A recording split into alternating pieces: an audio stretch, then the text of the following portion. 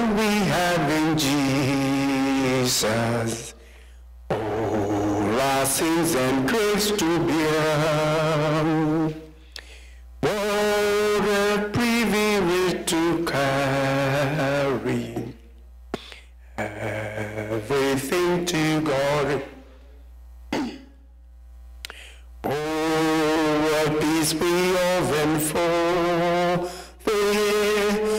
Oh, what needless pain we bear. All because we do not carry everything to God in prayer.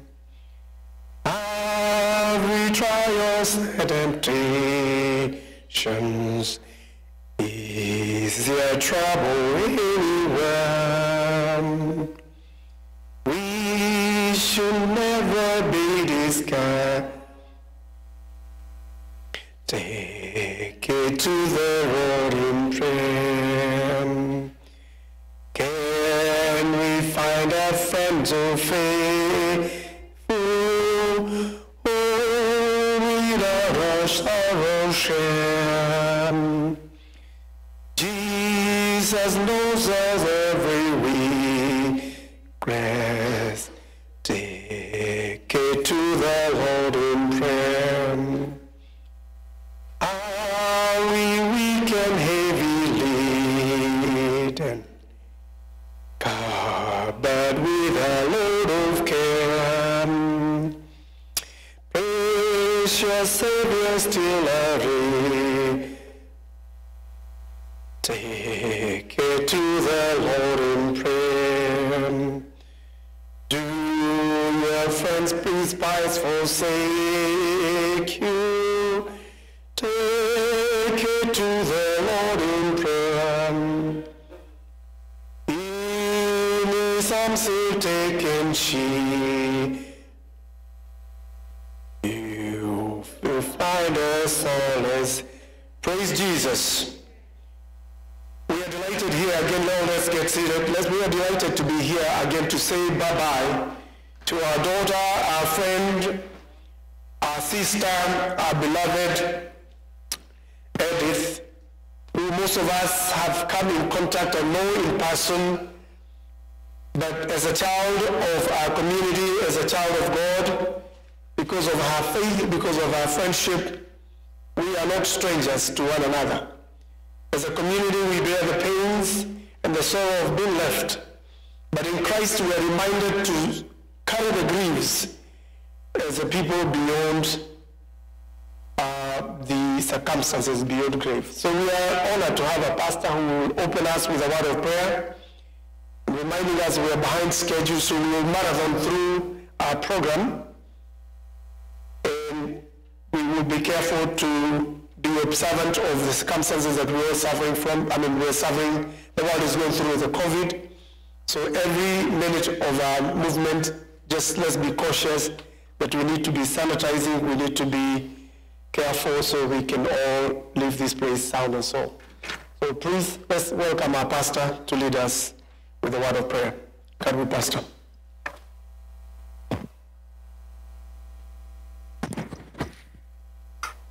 Let us pray.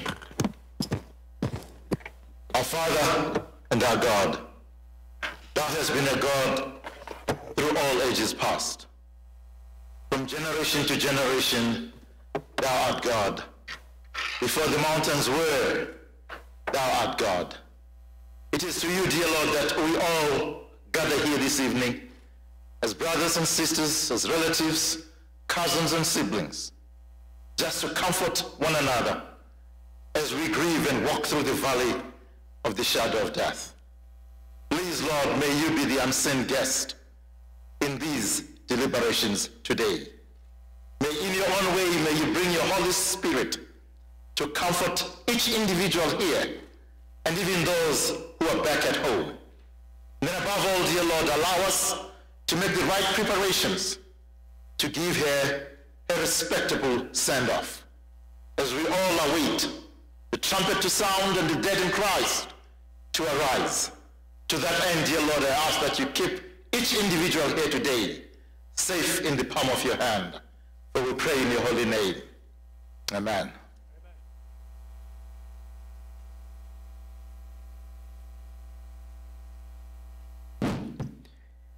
Touch the next person next to you and tell them God loves you. Again, we are invited here by love. We are present of the Holy God who sees us through all the circumstances we go through. We want to appreciate the Father and the leadership of this church, the UPENDO family. We are glad that as a community we can come together in a place where we can call home and celebrate lives and function of this nature. The next item we have would be reading the scriptures, then we'll do a song,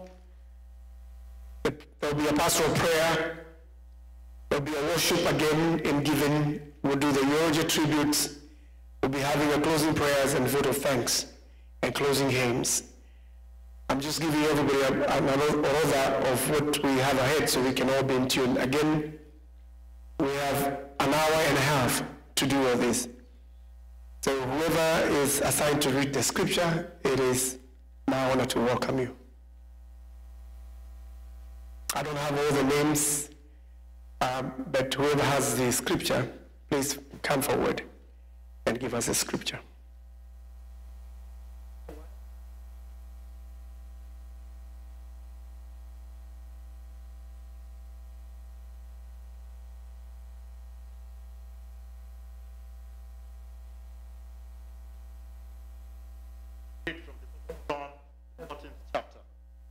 Do you want to come upstairs, if you don't mind?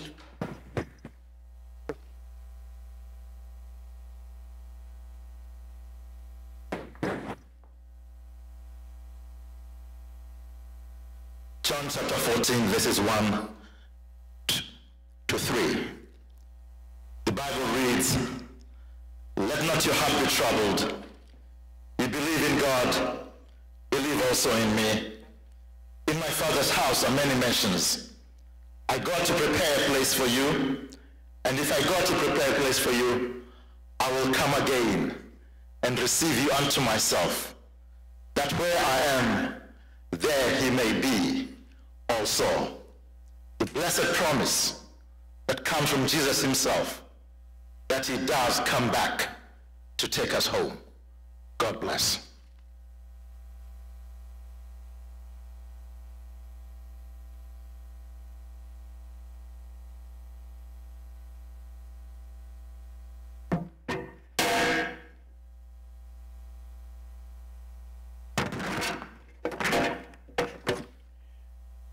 Thank you, Pastor. Is George Mukwasi here? George, are you here? I was amazed about his voice yesterday. I never knew the man can lead a song. If you're not here, then anybody who is very good in leading a song, if you know you're a soloist, if you're a member of a choir, even if it's a choir of your family, I'm feeling lonely with these songs because I know that I'm taking a I'm not the best. Yes, we would do it. Let's go to the list of the songs after the pictures. We want to sing the song, the first song that is Well With Our Soul. Are we there?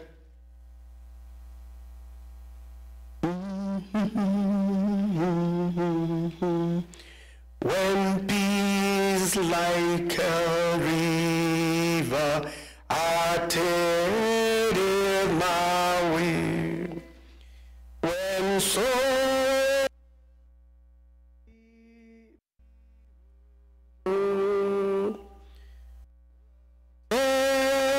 my Lord has taught me to say, it is well with my soul.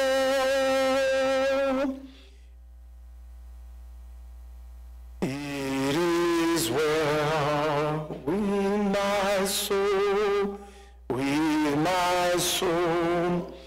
It is well, it is well with my soul. My seed knows the joy is true. My seed not far that our home is near, and our beautiful mama, praise the Lord.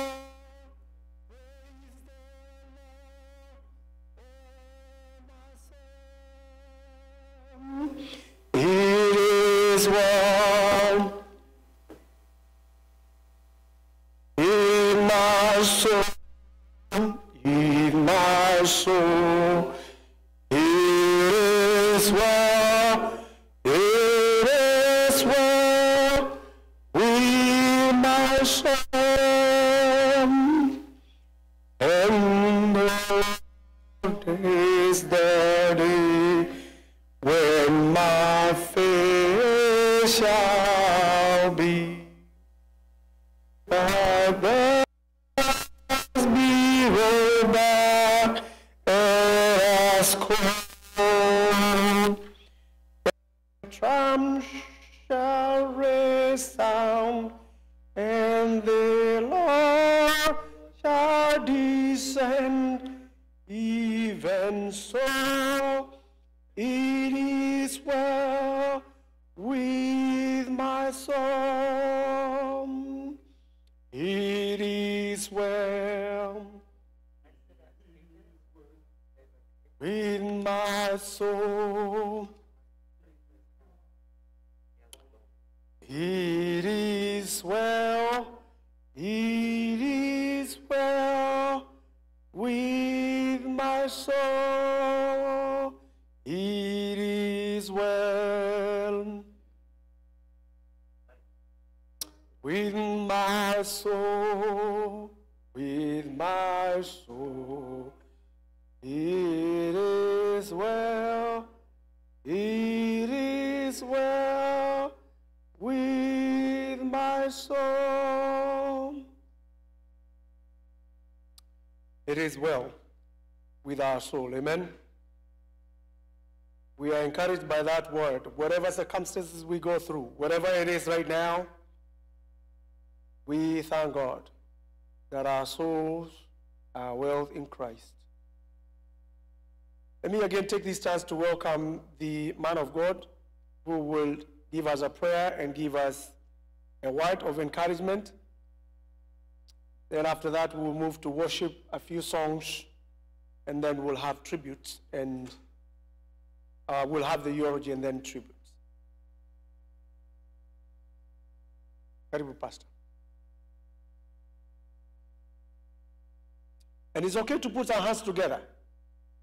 Let's put our hands together as we welcome the man of God. Let's come forward. Before we pray, I'll share a word.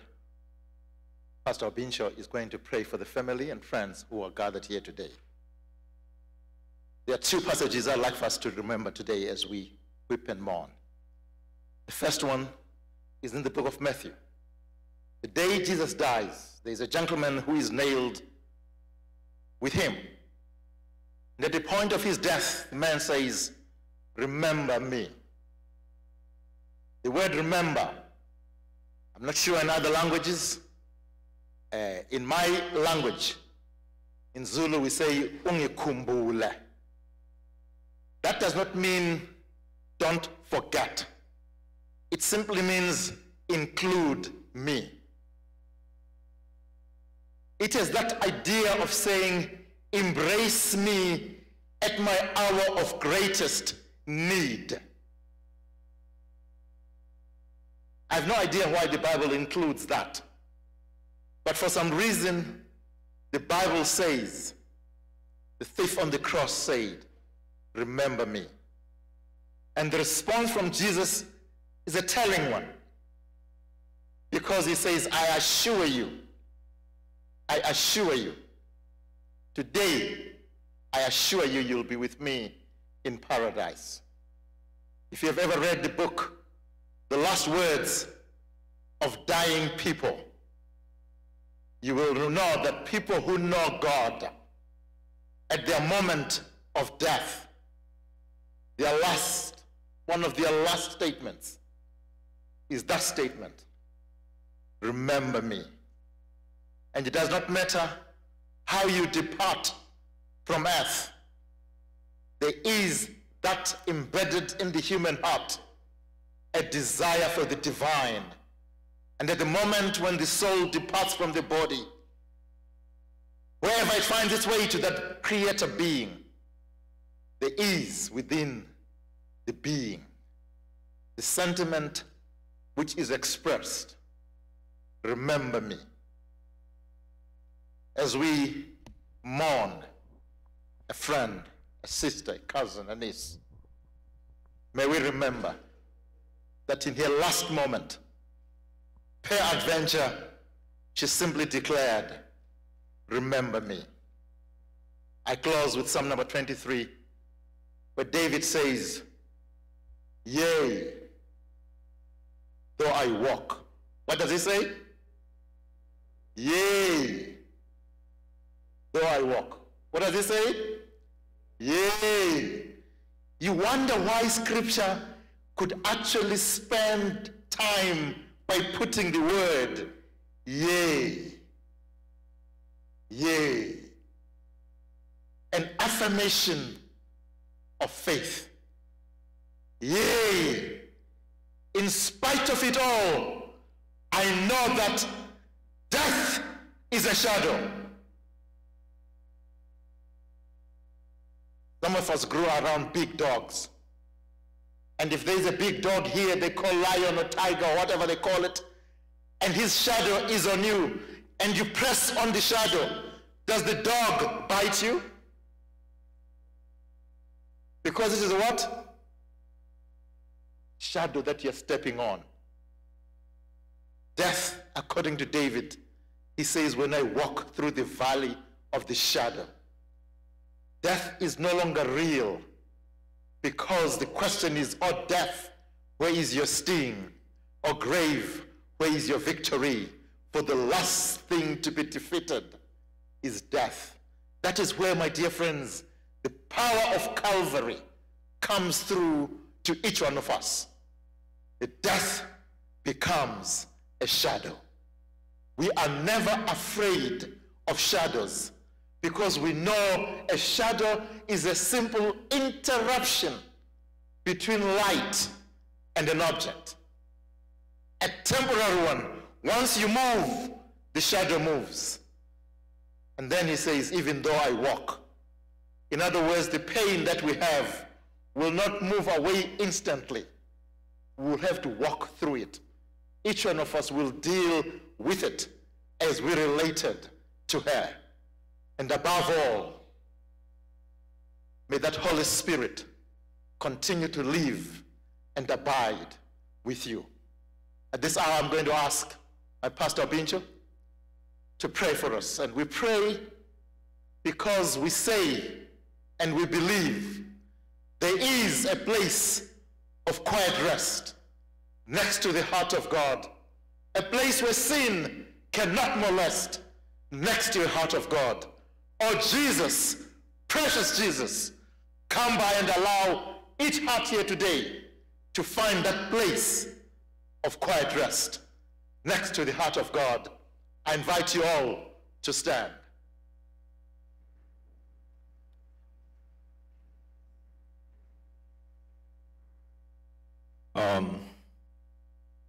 Just before we pray, I want to say, Polly, the family of Edith, and the rest of the family members were here. When you lose a loved one, it's like an amputation that happens to you. There is no way that we can completely be comfortable with death because it's foreign. We were never meant to die. And so we cry. But we don't weep like people who have no hope. As I take this moment to reflect, I've heard myself painful moment to bury my parents and my only brother. And so I know the sting of death. It never gets easier. But I've tried and I've discovered. The Bible says in 1 Corinthians that God is the God of every comfort. No matter what you do, you can drink, you can take drugs, you can sleep, trying to make it go away. But only the Lord who provides comfort. The Bible says he's close to those who are brokenhearted. He knows your tears. Let's pray. Our Father who is in heaven, giver, sustainer of life, we thank you for allowing us to be here. Those of us who are here, alive and able to witness, celebrate the life of Edith. We thank you for your grace and love and mercy to us every day. And Father, though we're here, we recognize that within our hearts we are broken, Lord. Because the sting of death has come back again to our community. And so, Father, I pray in a special way, you alone who knows the best way to comfort us. Lord, you will wrap your arm around the family and friends and all of us who are grieving here today. But Lord, even as we come to celebrate the life of Edith, we are reminded that death has no final say. One day, when you burst in the clouds of heaven, we will ask death, where is your sting? So, Father, help us to cling to that very hope. Dear Lord, as we have come here today, we recognize that life is fragile. We have it today, tomorrow we don't. Help us, Lord, to be wise enough to utilize the time that you have given us to help one another, to lift one another, to live for the honor and the glory of your name. Father, I want to commit the family members who are here today, and also the friends. As tears roll, Lord, you know who we are. You know our hearts. You know how broken we are. And so I pray, Lord, that step in the gap and remind us that you are still God who is in control. Our Father who is in heaven, as the journey for Edith continues until the time that she will be laid to rest, I want to commit everything in your able hands. I ask, Lord, that you will go ahead of the program. Go ahead of everything that will be arranged. We ask for your traveling mercies. We ask for your covering precious blood of Jesus, Lord. Father, I pray that hold this family close together. Father, I pray that even in their tears, Lord, give them encouragement. Bind their wounds and help them to stand firm, Lord, not to be shaken by this death. Lord, but also, Lord, prick our hearts to know that one day we will lose our lives. And when our time comes, may you help us to be ready. Father, we thank you for those who have been helping in the program. And I thank you for those who have stepped in to help the family. Lord, may we be pillars to this family. Help us as we shoulder together We pray, Lord, as we continue with the rest of the program, may you guide, may you order, and when everything's done well, we be careful to return every glory and honor to your name. Thank you for hearing. Thank you for answering our prayer. We ask in Jesus' name. Amen.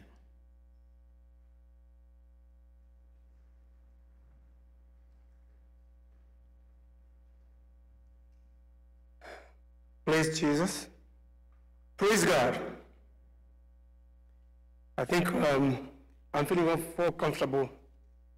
I'm not sure why the pastors are preferring to stay down there, but I guess we should be comfortable to do what we need to do where we are. Thank you for the sermon. I guess that's one of the shortest sermons that I've listened to from an African preacher.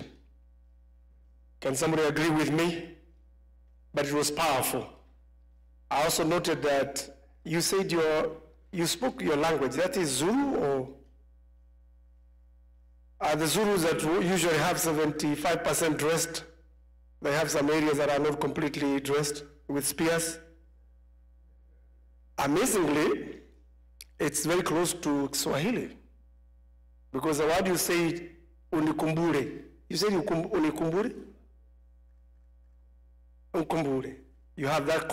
We don't have that. But now ours is unikumbuke.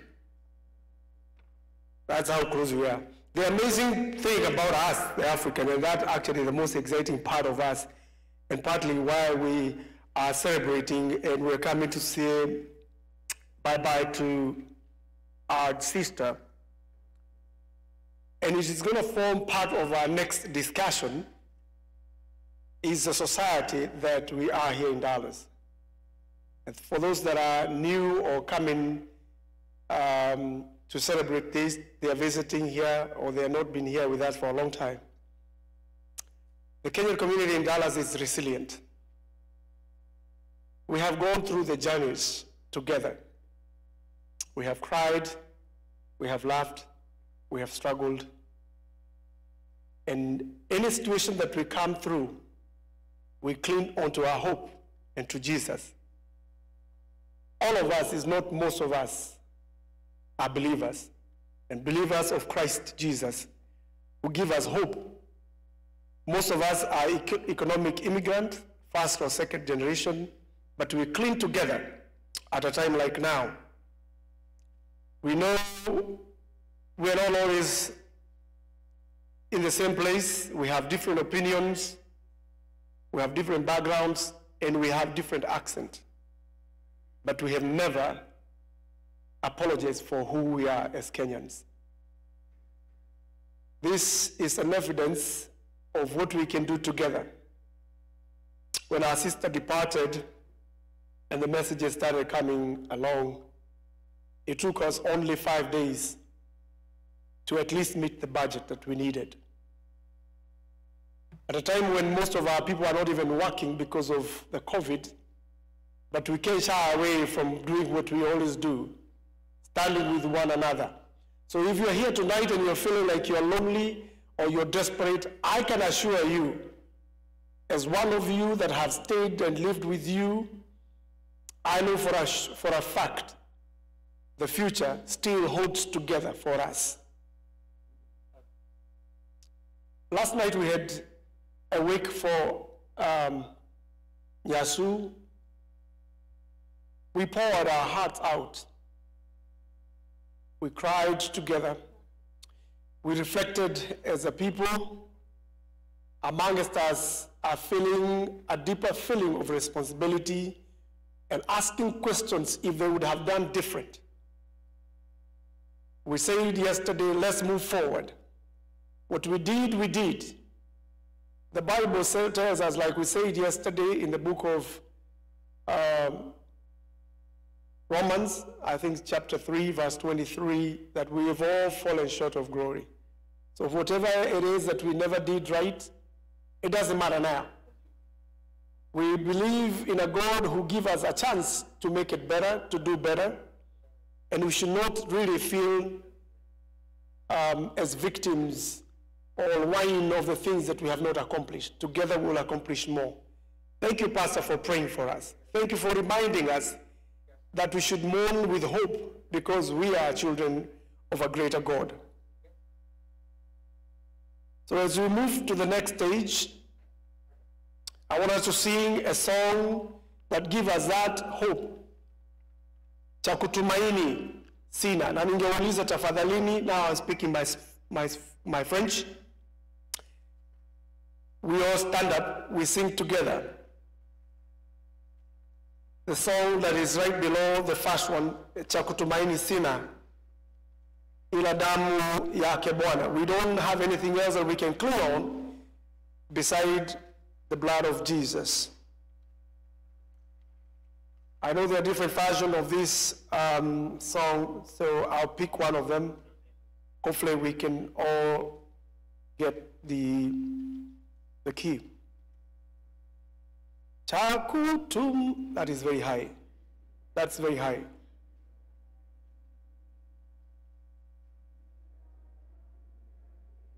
We are in two versions. Hold up 1 minute. I think I will invite this lady right here, if you don't mind. Can you lead us with your version?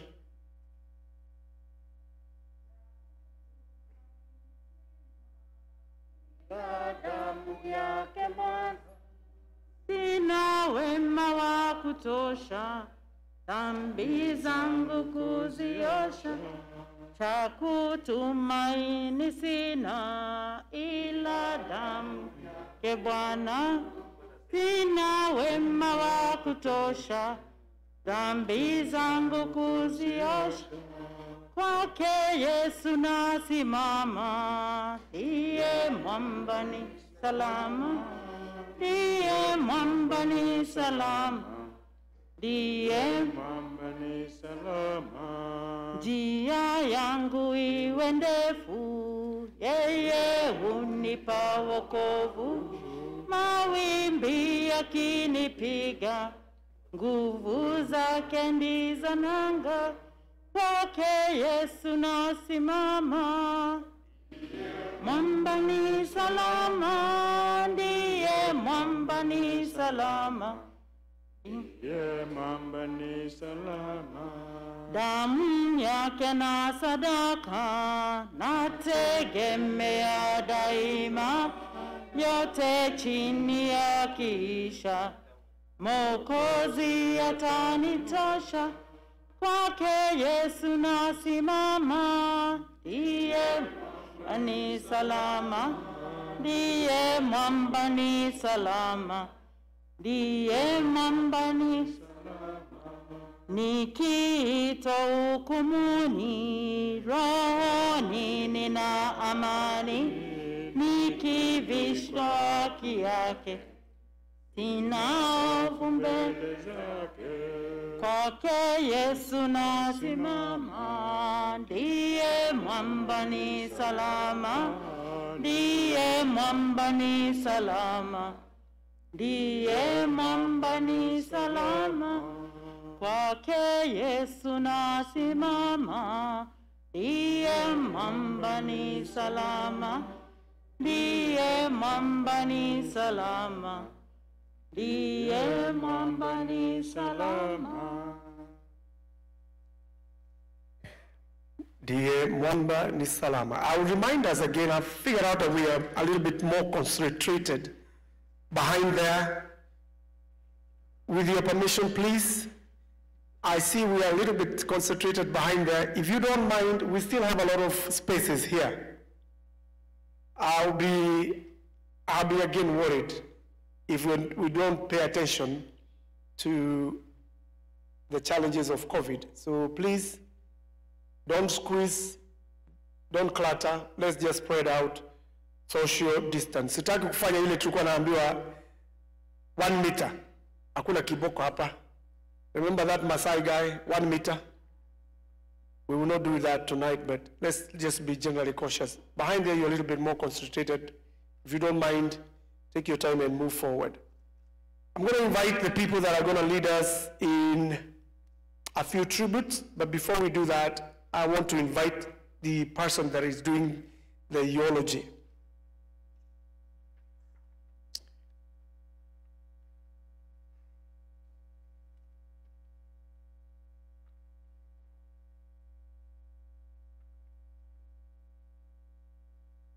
Unfortunately, I didn't have all the names. Come over, sister, whoever is doing theology. And because I did not introduce you with your names, kindly remind us who you are. Let's put our hands together, please. Our sister is sleeping well. So please come forward, ma'am.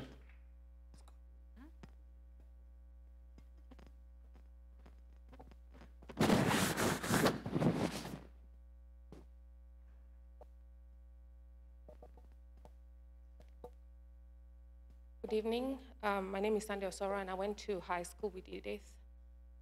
I'll be doing half of the theology, and the cousin will do the rest.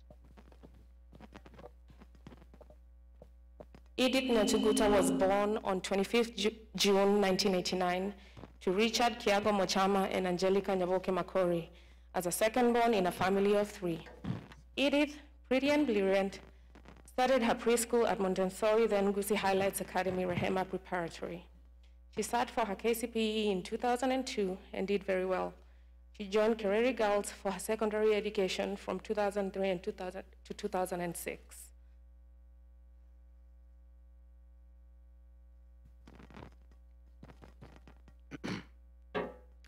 Hello, my name is Ian.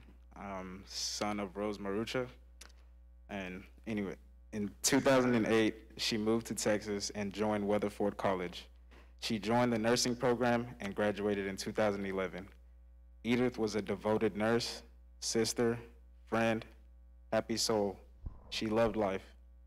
She is survived by her brother, Will, and sister, Cynthia, cousins Japheth, Bob, Rose, Edna, Gregory, Edwin, Tabby, Jeff, among many uncles, Kennedy, John, Dongy, Dominic, Ronald, Tom, and also among many aunties, Susan, Lynette, Jackie, Pamela, and Caro.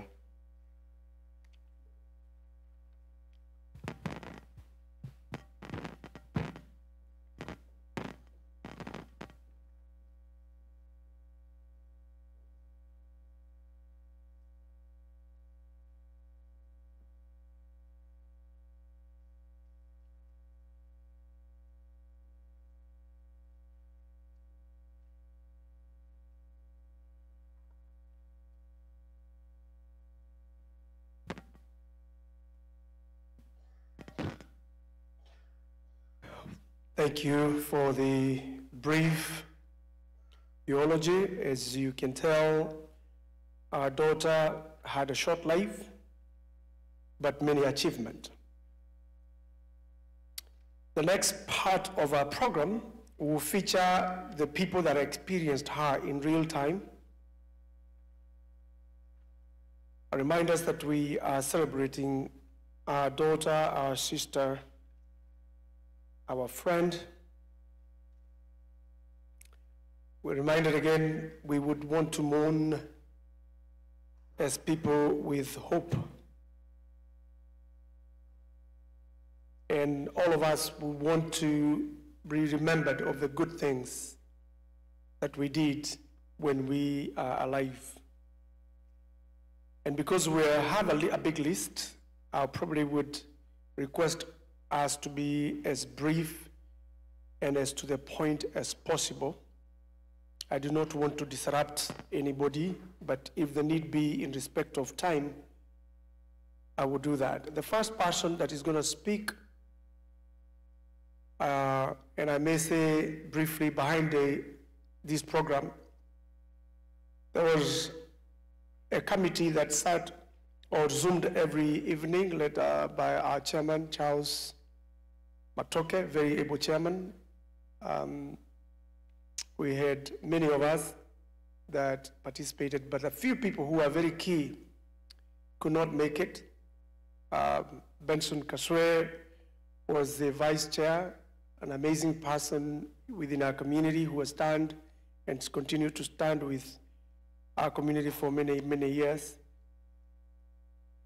And so for whatever of those that were in the committee and they are not here tonight, I'm sure they are following us live on technology. Pastor Karen, who was also part of the committee, felt that she's been exposed to some COVID, and so she's doing a personal quarantine. On her behalf, we will have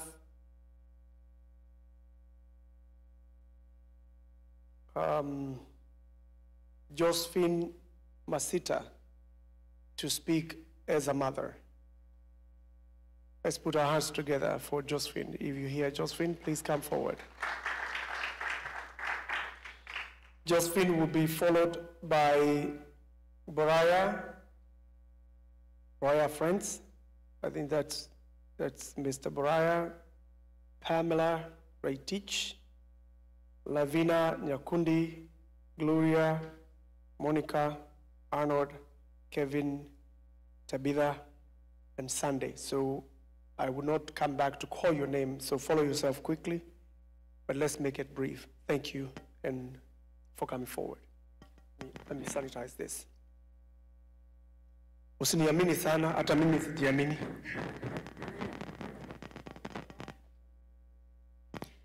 Hi, everybody. Thank you for coming to mourn Edith with us.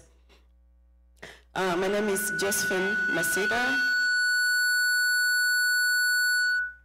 I actually moved here from Minnesota 2 years ago, and on the December 25th, the Christmas of 2018, Edith actually came to my house. That was the first and last time, I guess, that I could meet her. And Edith left a big impression. I think wherever she goes, she leaves an impression. I will never forget Edith. We were laughing all evening. She made fun, and we ate, and we had a lot of fun. First of all, I work with mentally ill patients. I've done that for like 15 years. I did that in Minnesota for 10 years. And I moved down here, and I actually work at JPS Hospital in their psych unit. So I've seen mental illness. I've seen it all. Before I speak as a parent, I have 2 children, 20 and 22.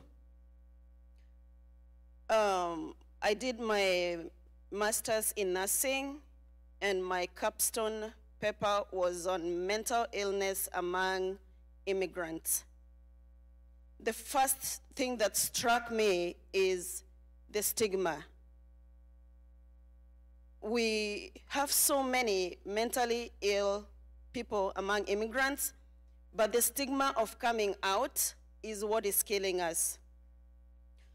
We were at the wake last night, and one of the girls spoke and said, and also I think it was George Mukwasi, also said that what is actually killing us, I mean, when it comes to mental illness, is the fear of coming out to tell somebody, because somebody is going to say, somebody is going to talk, somebody is going to tell a friend, and a friend is going to tell another friend.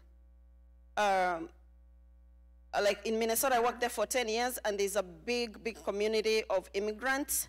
And we could get like Kenyans, like people from my community coming to the hospital, but they will not even want me to even acknowledge that I knew they were there.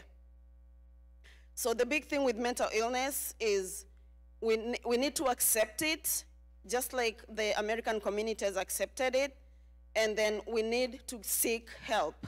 There is help everywhere for anybody that needs it. You do not have to have papers, you don't have to be here legally, you will get help when you need it. Mental illness is killing us. Okay, as a mother, what I'm gonna talk is about the young people that live in the diaspora, especially here in our communities in the US. When you come to this country and you have a relative, you have a family member, that is the #1 person that you need to go to. That person will never leave you. That person will never turn you away. I met Edith once, but I was willing to take Edith in to come to my house. I spoke to her cousin Rose. I was willing to have her come into my house as we were trying to get help for her. But I guess we were too late. So as a mother, I'm trying to think, like, if Edith honestly had her parents alive, would she have taken her life the way she did? That's a question that only Edith and God can answer. But my big take from what Edith did is that when you are going through what Edith was going through, Edith was going through psychosis, severe psychosis with psychotic features, and she was suicidal. From the get-go, she was arrested a week before she died. That was a red flag, but apparently we, as everybody, we failed her. So when you're going through something like that, please, please talk to a trusted person. Even if it's one person, just call that person. And that person that you call, please do not spread it. Keep it to yourself and go to that person and have her get the help that she needs. Otherwise, thank you guys for coming to be with us. And please continue to mourn with us. And we thank you for the financial support. Thank you so much.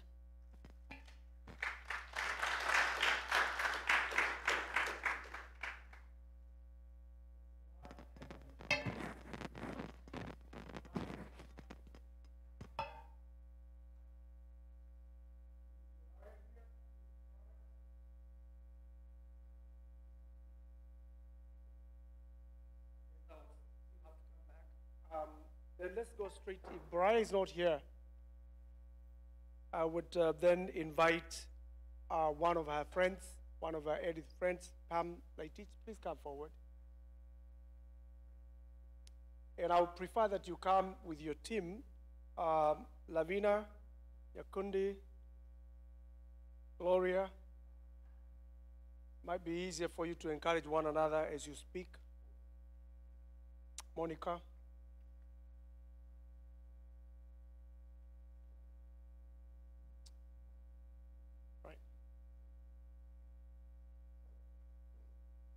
Okay. Emery Cops, please come forward.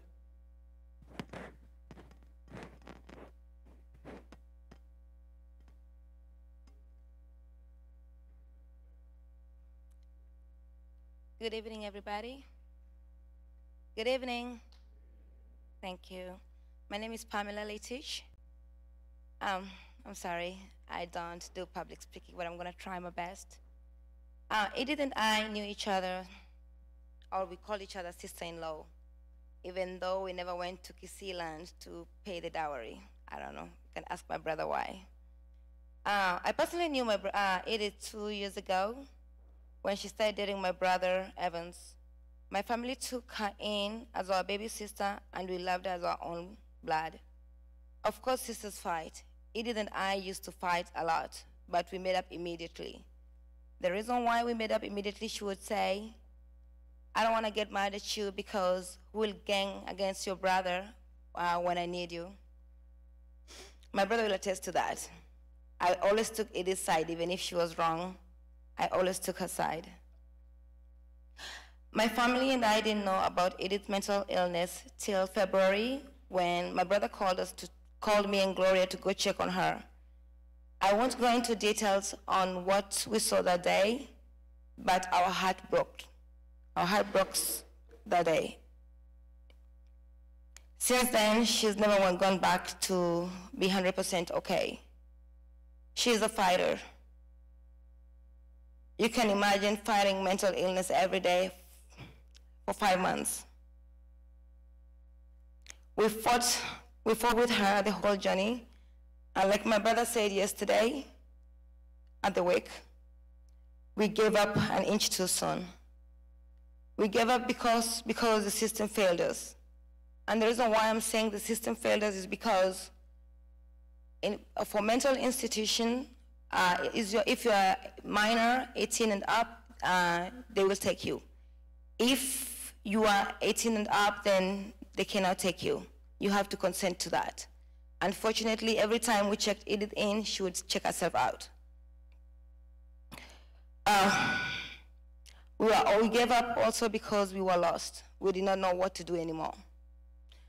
And we will forever live with that in our hearts, because family don't give up on each other.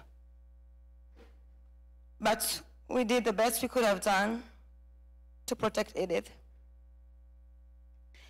As much as it hurts me right now, but I know she's in peace, she's resting in peace, and she's dancing with the angels. And I want to thank you, Monica, for making her so beautiful today, because everybody knows if she was here, she would have said, wow, I look beautiful. Thank you.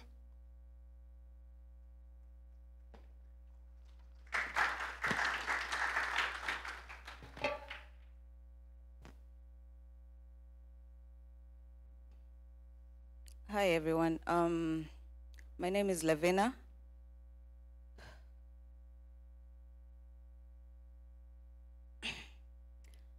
I first met Edith in 2008 at Weatherford College. She walked up to me and asked me, "Are you Lavina?" I said yes. She wasn't amused. She thought I had an attitude, which is funny because I thought the same thing about her. Despite both of our attitudes, we became good friends. I honestly don't know if I would have made it through nursing school without Edith. She was the smartest out of all of us, but that didn't stop her from encouraging and pushing us.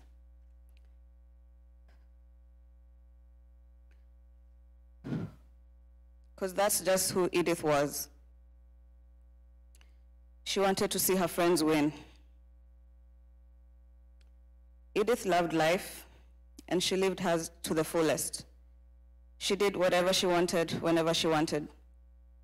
She was loyal and always there for her friends. She was a people person, and she loved making new friends. Just don't get on her bad side. Edith and I bonded on many different things, but the main thing that we bonded on was the fact that we both lost our parents young.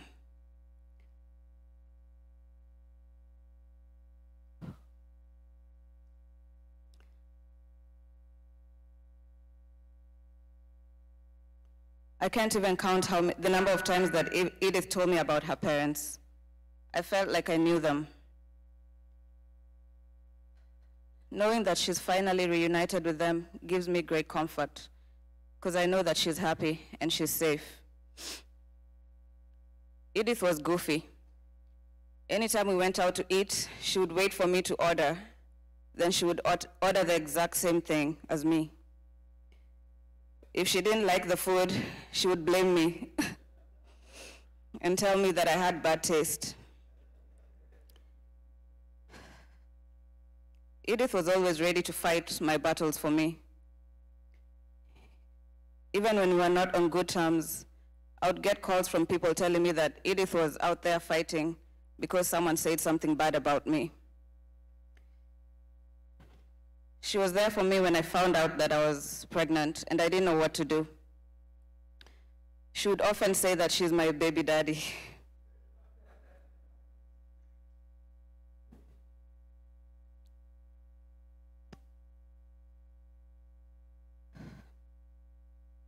Life won't be the same without my best friend.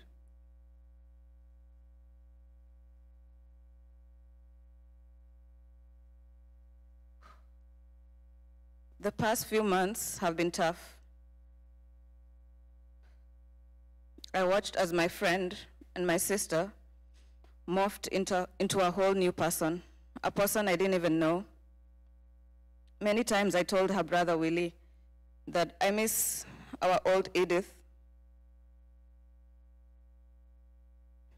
In hindsight, I believe that she was too good for this world. She was above our understanding. So God saw it fit to take her and lift her to a higher dimension. On July 10th, I woke up happier than usual because it was my baby's first birthday. Little did I know that my world was going to be turned upside down. I got a call from Edith's cousin, Japheth, and he was crying. Our worst fear had come true. My friend was no more. We tried our best, but God had other plans.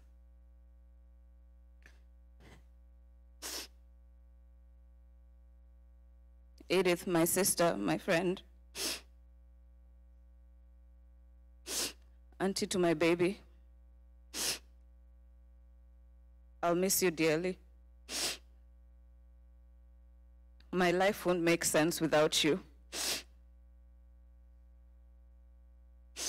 Watch over us and prepare a section for us up there. I love you. Rest in peace, Edith.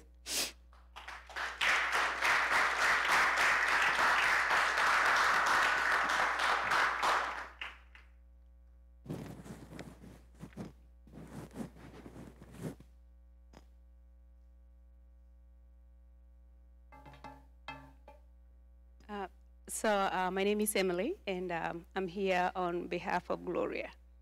So I'm going to read what Gloria wrote. But before I read Gloria's note, I want to talk a little bit about Edith. We met Edith, my family, Pamela, and my brother is Evans. We met Edith, she was introduced to us in 2018, and we loved her so much, because she just looked like a baby, and she just kind of just fitted into our family. And we didn't know that she had mental illness until later on down the road is when we realized something was off. She was a beautiful soul. She loved everybody. And we love her so much. And she loved our children, Alexia and Ashley. We had a beautiful wedding a year ago. She attended the wedding. She danced at the wedding. So I just want to remember her as a happy person, because she was happy, but also wounded. So I'm going to read Gloria's note. Gloria is one of those people that you would call at 3 o'clock in the morning and she'll answer. Gloria is one of those girls that if you have a problem, she's going to come through. So this is what Gloria said, because she was very close to Edith. She said, Edith was sweet. She was a joyful person. Her last days, I spent most time with her, but we were just struggling to figure out how to make her get better. The last day she called Gloria on a Wednesday, a day before the accident. She told Gloria, please, Gloria, forgive me. She said, forgive me for giving you a hard time. But she said that, I love you and I love you, son. Forgive me, I'm trying to figure out things. I'm trying to figure out what's wrong with my head. Gloria thought that was a goodbye, because the next thing she heard is she was gone. Gloria said, my son and I will miss you dearly. We're going to treasure the good moments together. Please say hello to our friend Lincoln up in heaven and your parents. Thank you for sharing your time here with us. Thank you so much.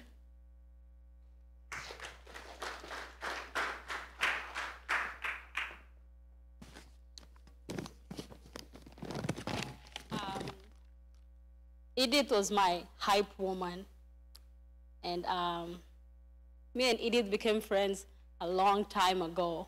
I was defending one of my friends, and she was the, I guess, enemy in that scene, and I was going to attack her, and somehow, as we were talking, we ended up becoming friends. So we hanged out with Edith a lot, but the one moment that I'll never forget was around 2015, I used to have a roommate, Diana. She couldn't make it, she's out of town. And Edith and Diana, they would all come to my place, we would drink, and then they would go to the club. I didn't like going to the club, so I would go sleep, and I would tell Diana and Edith, when you leave the club, don't come back to my place, go to Edith's place, because you guys are gonna be drunk and talking, and I want to sleep. But every single time, I would hear them from far at night, like at 2:30, arguing, and I'm like, oh my God, the neighbors are gonna call the cops. So they would come in, and they would be fighting like little sisters. They would just be on each other's neck. Then I had a queen-size bed. They would want to sleep together, so that we would all sleep together cuddling. And then in the morning, they would just laugh at each other, and they wouldn't remember that they even fought. I'd be like, you guys don't remember how much you fought last night? They'd be like, no, we don't. So I remember one time, that time in 2015, we were in bed together, and Diana said she's gonna get up and make breakfast for us. And honestly, besides my family, that was the first time that I spoke to somebody else about my mental health issues.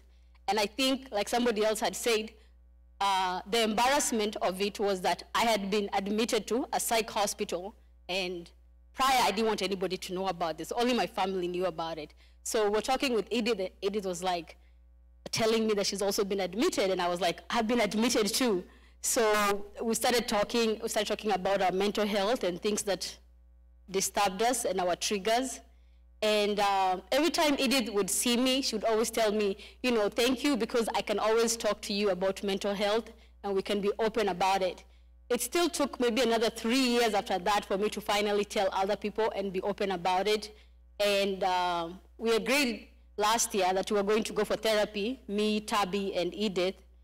But I eventually went for therapy, and they say that they were going to try other ways to find healing. Something else that I'll never forget about Edith was last year, my car broke down, my engine was getting fixed. And every morning before I would go to work, Edith would drive to my place, give me her car, and then I would tell her, I'm gonna drop you off. She'd tell me, no, it's okay, I'll walk back. So she would walk back, and I would go with her car.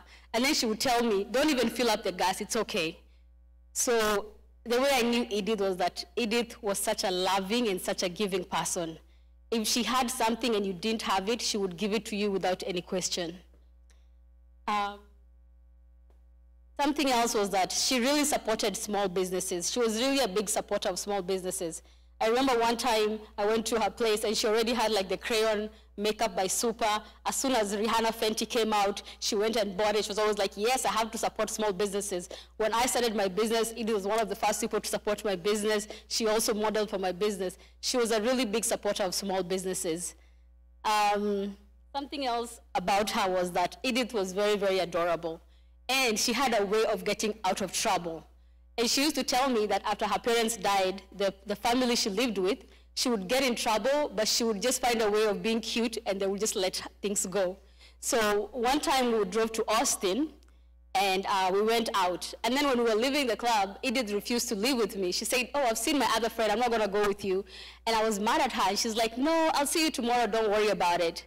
So Edith disappeared with the other friend. So we went to the hotel room. At 6 in the morning, we get called by Austin police. And they're like, do you know somebody called Edith? They're like, yeah. And they're like, well, there was an incident, and we don't want to arrest her, so you guys just come pick her up. So we picked Edith up. Most people who've been to Austin and you act a certain way, they're very quick to arrest you. But for some reason, Edith smiled her way out of that situation. Edith would do something, and she would just be so cute and adorable that you would just forgive her and let it go. And that is how I'm going to remember Edith. Thank you.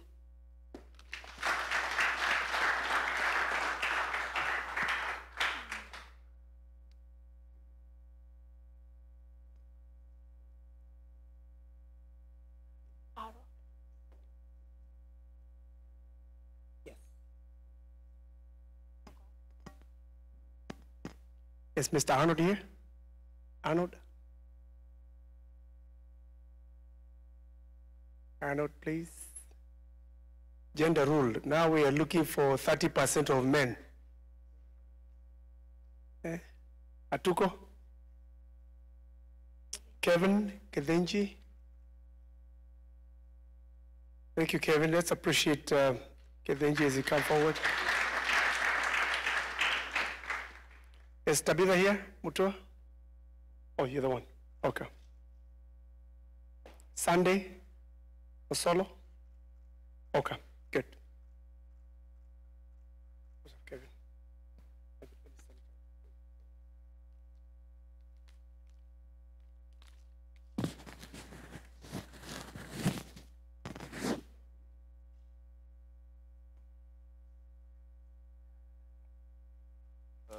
I'm Kevin Dingy, son of Edith.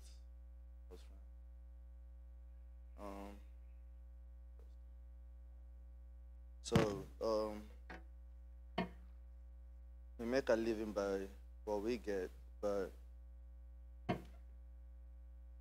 we make a life by how we live it. That's Winston Churchill, okay?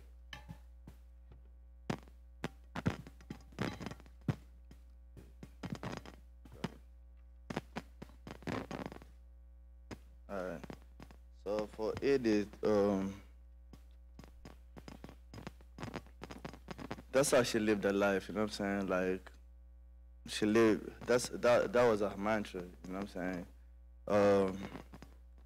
She was our sister, friends, family, you know. Whoever she could get in touch with, you know what I'm saying? You could feel the aura. For me, how I felt about her was, Edith was as many as all you know, Nyasuu. But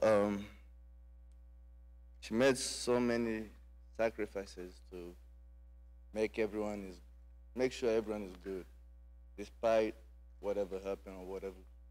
That was her whole being. She just wanted to see people happy. She wanted to make friends. She wanted that family togetherness. That was her.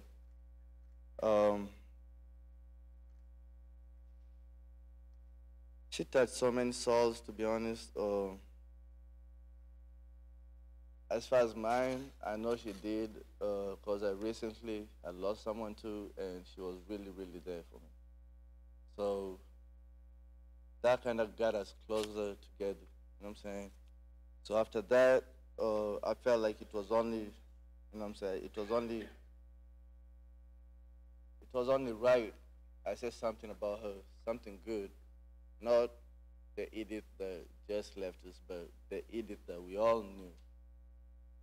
So Edith was, you know, from the get-go, she was one of the most genuine persons, if you ever got to know her. You know what I'm saying? I came to know her, and you truly changed my life, as far as my life. And not just mine, but everyone around you. Like I called her E, you know. I will never forget when she will say something about you, you all will be in a dispute, and then she's probably gonna call you a week later, a few days later, you know what I'm saying? But that just to show what kind of spirit she had. You know what I'm saying? She never had malice in her, never had that thing in her. It was all love. So that's how I feel about her. At the end of her life, despite the mishaps or whatnot, I'm from the people that she met through my life. She was a true, genuine person and will speak her mind no matter what. I don't care what you had to say, she will say. I admired Edith for being there for me through my hardships, my flaws, and good times. Because she always tried to see the best in people at all times. No matter if the first day wasn't good, the second day would be good. So that was something that, you know, I felt like I admired. In a way, we made each other wise as far as how life goes. You know, like we're all living together, time keep going, and we're all learning every day. So I felt like that was happening between us. I still hear her voice. I don't know, most of you probably do too. You know what I'm saying? She had so much life in her before she left us. And I feel like that's really more hurting to everyone right now because of that. So she was so optimistic about life. She had so many plans to change life as it is. So as far as anything, I would want to remember Edith as the compassionate person, the genuine person. She loved to make jokes. You know what I'm saying? That's what I want to miss about Edith. And I feel like that's how we should see Edith. Everyone goes through everything. Life is life. But we never forget the good times too, you know, where she was here.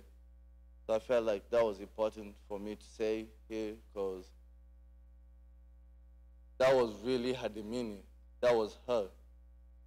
So with that being said, I don't have much to say, but I will miss her. We all will. And let's give her a beautiful send-off. That's all.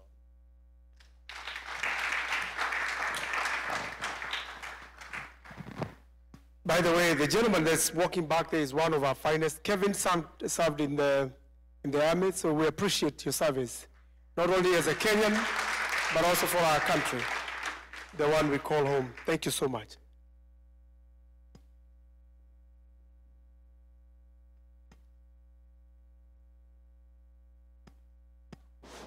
Hello.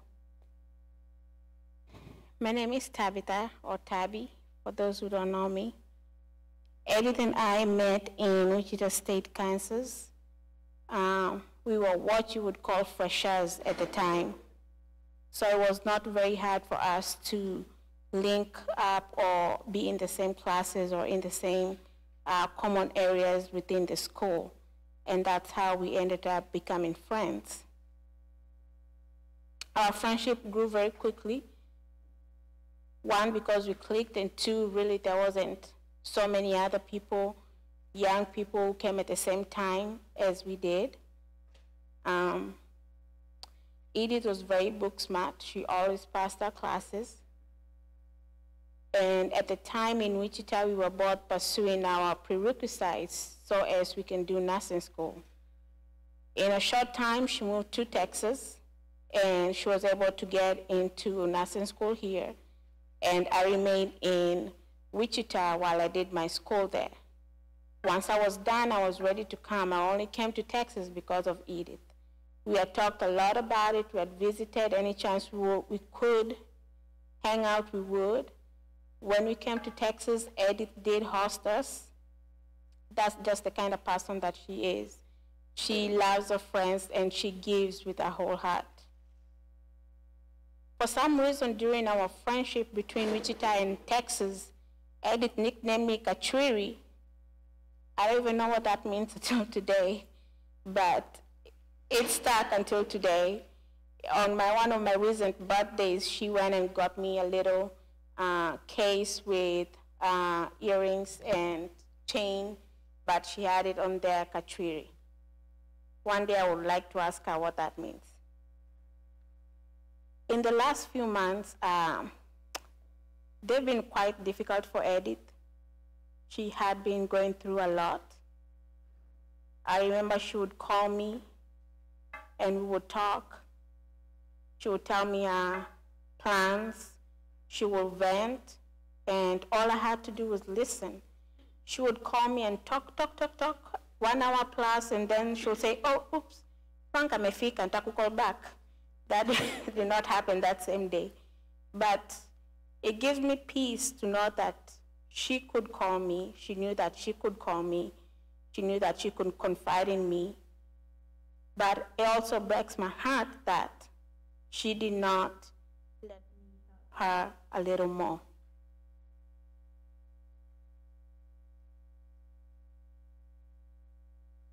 Like you all have heard and know, Edith was, for the last few months, I would say since February, March, ongoing, she's had some issues that she needed medical attention. Edith has been to so many hospitals, I can't even fit them on my one hand.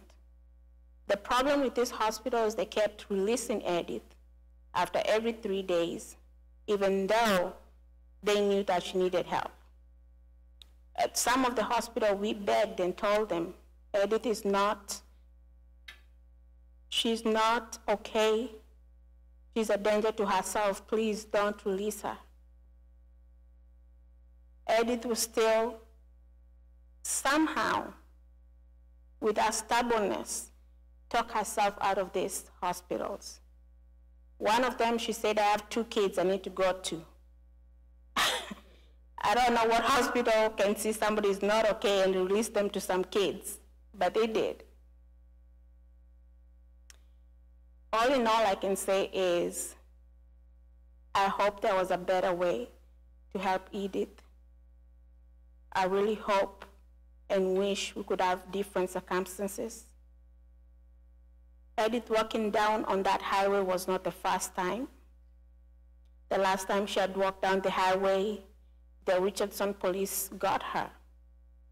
And we agreed, let her stay there because she's a danger to herself while we work on this magistrate warrant so we can get her committed. Unfortunately, as Edith was stubborn and smart, she managed to get a call and leave the police station that Sunday. I remember talking to Levin and telling her, I'm gonna go drive around there, Richardson police. I'll drive around the nooks and see if I do find her or what I see. But then I also told Levin, I think this is bigger than us. We need to involve other people, or we need to involve more people than we are. We can't do it. That night she was found. She had been arrested again. And she called Evans, and Evans communicated with Gloria, and she got out. Since then, it's been ongoing. And just the last few months or days were not good for her. Edith felt alone. I just wish she could see all of you here today. She would know that there were so many people who loved her, who cared for her. There are so many people willing to come in and help. I ask myself every day, what more could we have done? Or what could I have done differently? I don't know. I want to believe that on that fateful day, God tapped Edith's shoulder and told her, my child, it's time to come home. You've suffered enough. Edith is now at peace. She is in her parents' arms, whom she missed very much. And I love you, Edith, and may you rest in peace.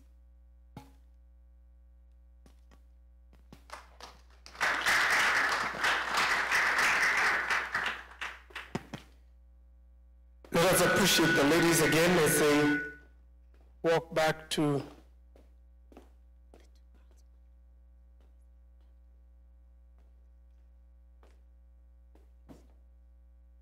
So thank you for your testimonies and tributes. Like I said, the reason why we have allowed this program to have as many speakers as we can witness now is, number one, since Edith passed on, we haven't had an actual meeting where people can encourage one another or start the closure. So yesterday and today is the only chance that we've had the closest friends to have a closure. So we ask for your indulgence in allowing us to be a little bit longer than usual. We have a few community leaders that are present, and then we'll have the family members to speak to you or to us. So Charles Toll, are you here?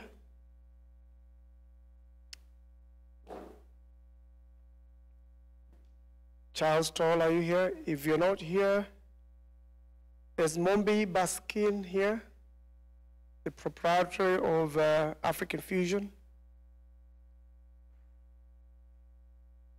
Mombi, are you here? Mr. James Bett, come forward. And I want to believe, even those that we are calling their names and they're not present, I want to believe that at a time like now, when we have a lot of, if anybody feels exposed to COVID, they could be on self-prescribed quarantine, so we will not imagine of any other safer things to do. So we can allow them to be safe wherever they are. Mr. Bett. Can I sanitize? Yeah.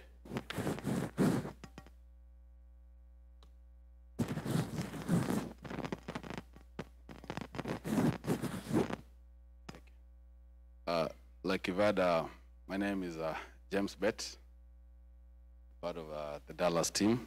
I'm Brother Evans Mochama's family. Please accept my condolences. Poleni sana. Personally, I really don't have much to say. I think I'd designated one of the guys here to say something on behalf of Leitich family and myself and the Dallas team. But for the Mochamas, tunasema pole. We'll stand with you. Very tough. We've known Edith. Edith was a friend to all of us, I should say. It's just unfortunate, you know, there's nothing we can do beyond that. Other than that, let me, like the way you said, some are running out of time. I know I can say much, but let me hold it there. Let me, if you can allow me to invite Mr. Eric Kebene, come and say something on behalf of Dallas team.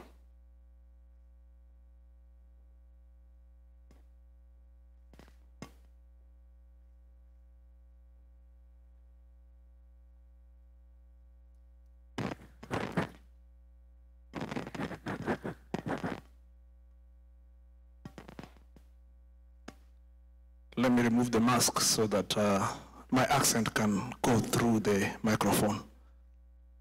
As you've heard, my name is Eric Kebene. I'm from Houston, Texas.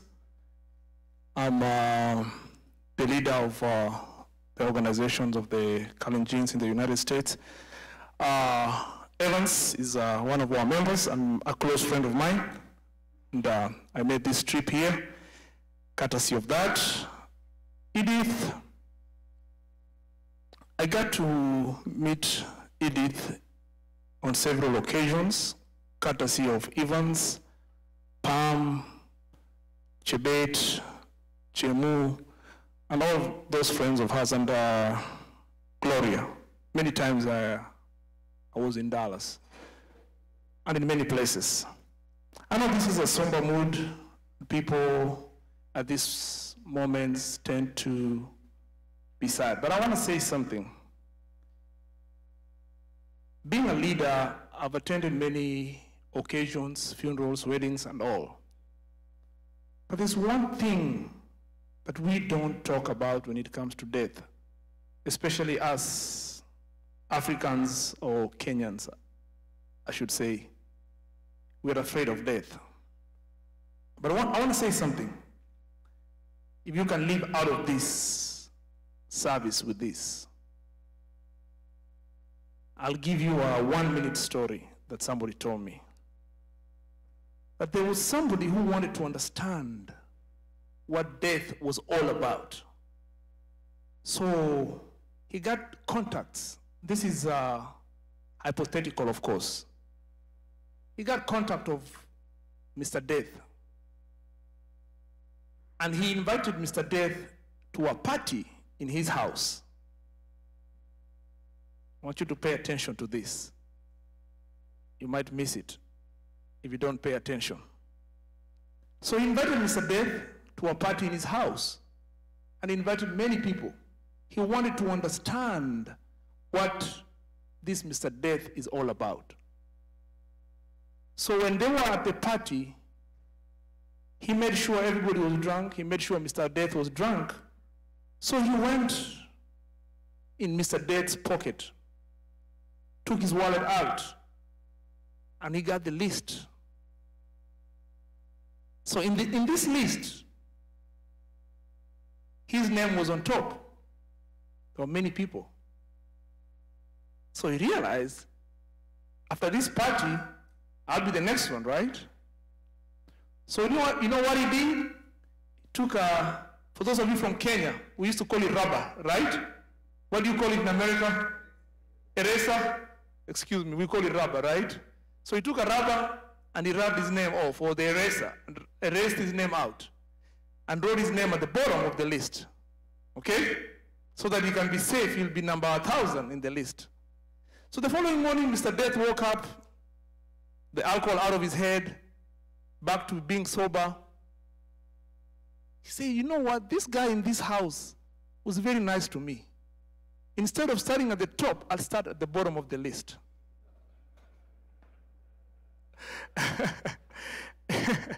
So where am I going with this?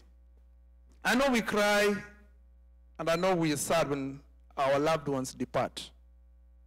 But as our sister lays here, her wings are up there. She's free.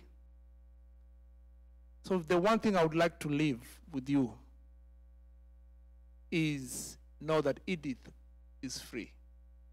Okay? All the pain, all the things that were in this world, it's gone. I'm not very spiritual, but I know something that says in the book of Thessalonians 13. It says this: those who live, they live. Those who live, L-E-A-V-E, they live those of us who are alive, L-A-I-V-E, to deal with all the problems here. She is at peace. The one thing is, we'll all join her one day. So just remember this. She's up there dancing with the angels, okay? Evans, my brother, I've been talking to you, and I'll still be talking to you. She's up there dancing with the angels, okay? The family, the Mochama's family, just know she's up there dancing with the angels, okay?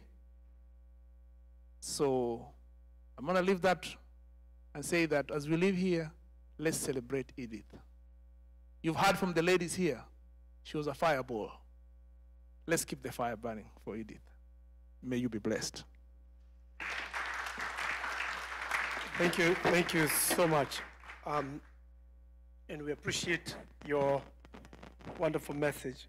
I'm receiving messages from those of among our leaders who would have wanted to be here. Family, receive condolences from Nyangenye. He's just texted me. Also, Benson Kasue, one of our leaders in our community, he is watching us live. Messages of condolences. I want to call another, and as you can see from the spectra of all the friends in the community that Edith has touched, she represents the Kenyanhood. You would see across the friends from all the sector of our country, beyond tribal cocoon. So she's a true Kenyan lady. So allow me to invite on her social network, Mr. Kerry Ocheng, are you here? DJ Kerry. It's okay to come to church, DJ. Where are you? Don't shy away.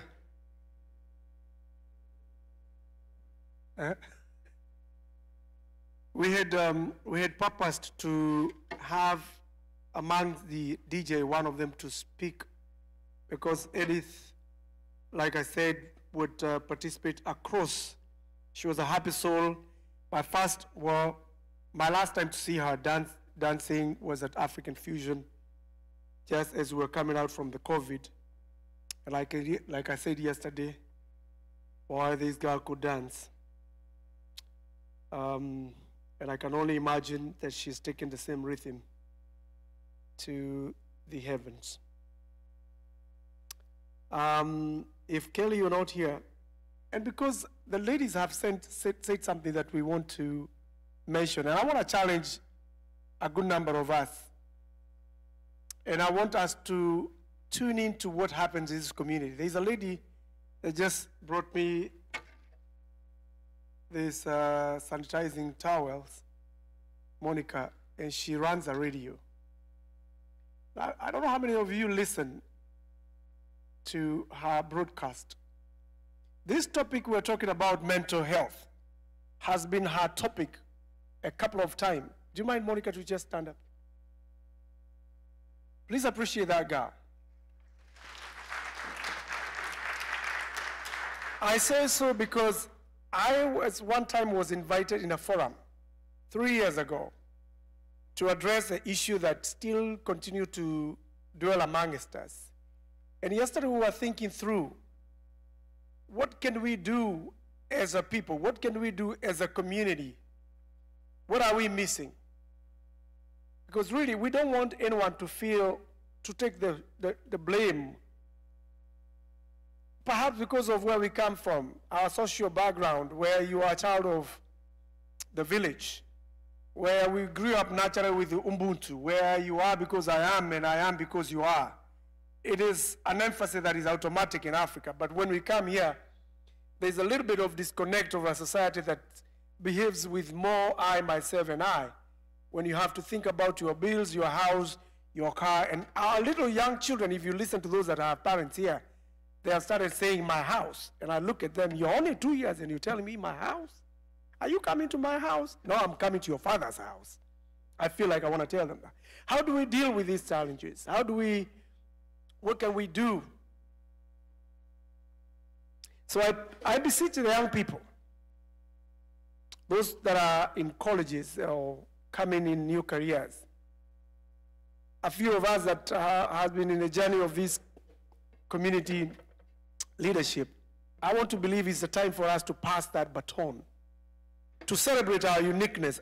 I remember a few years ago where we used to eat jamhuri, a day for Kenyans to come across the creed and eat together and embrace one another and tell you it's going to be okay, where everybody meant something, where your name can be located within us, when you are no longer a stranger. And as time goes by, as we get busy, as we pursue career, we are probably running too quickly, and we are only a generation to the hood if we're not careful. So I ask you honestly and kindly, be deliberate to search what's going on.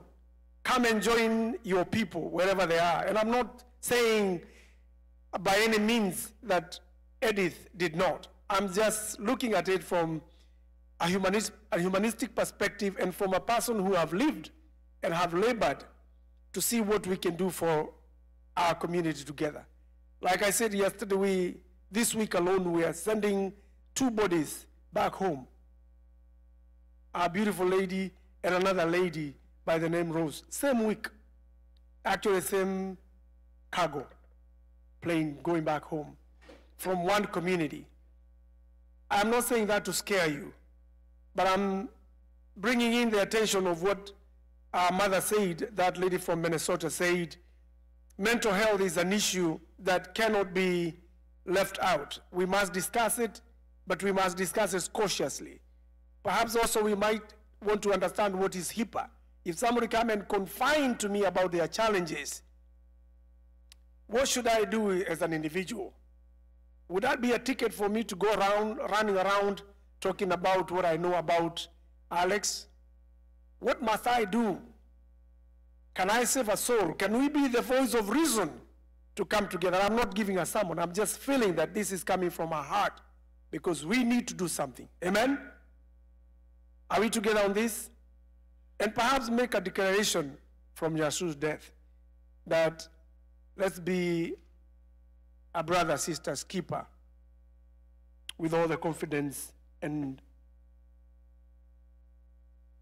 the sensitivity that those issues come to us. I'm going to invite the family, but before I do that, we're going to do one song so we can break. We can take a short break with a song. Let's all stand up, go to our hymn songs. Let's all stand up so we can breathe out.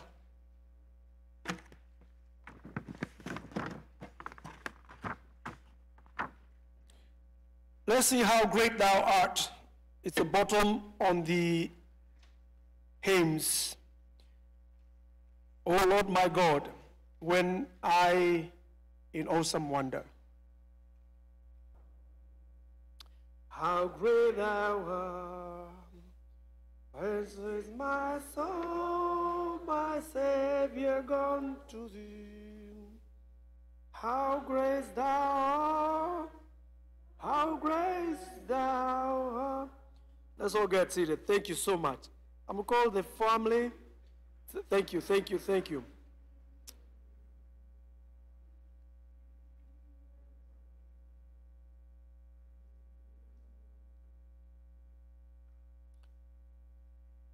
Thank you so much. I will invite the family led by Japheth, and I want all of them to come here together so we can hear them speak quickly. The few last item left on the program, and then we will be winding up with a closing prayer. I'll also ask the present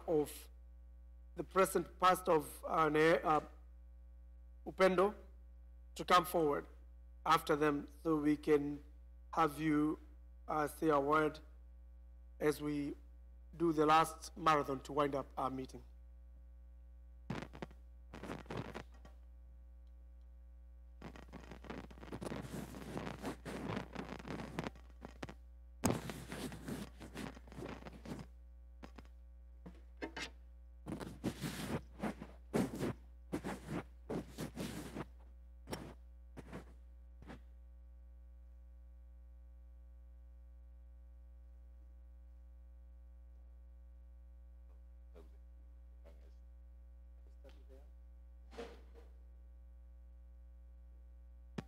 It's okay. Thank you, Brother Chairman, for your leadership, and we thank you.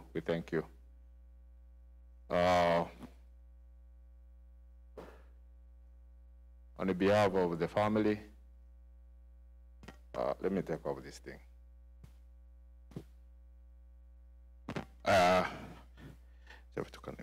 On behalf of the family, we're going to start from the youngest.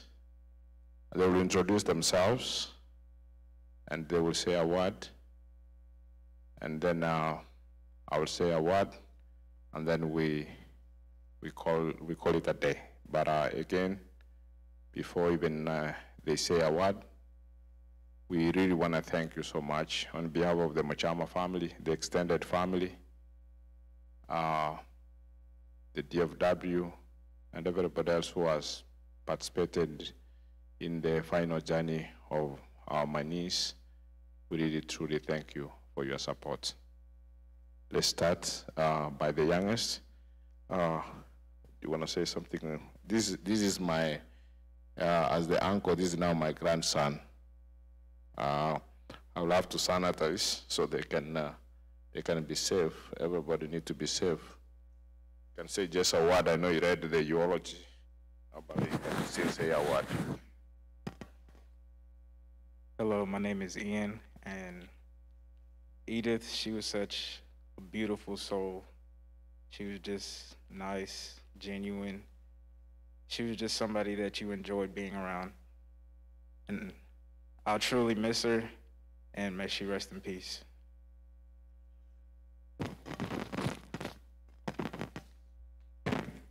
Hey everybody, my name is Frank. Edith was my auntie, but more like a big sister. You know, we did everything together. We turned up, drank together, did everything. If I needed advice, I can always call her. You know, for her not to be here is very sad, but she's in a better place now, but I'm gonna miss her. Like, we have so many memories. You know, so many stuff I can recount. You know, we did, like I said, this is like more like my big sister. She's my auntie, but I love her so much. I'm gonna miss her. You know, I don't want to be sad about it. You know, it is what it is. It's life, but we're gonna miss us dearly.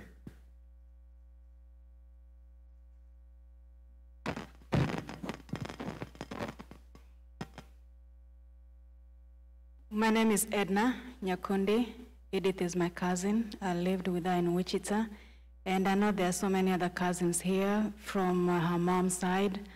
What I can say is thank you so much, friends, who were there for her when she needed you most.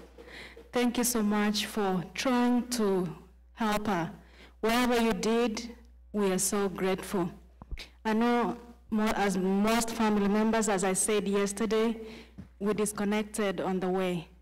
And I don't want to explain reasons why and all that, but I know for sure Edith was a friend person. She loved her friends and she valued friendship.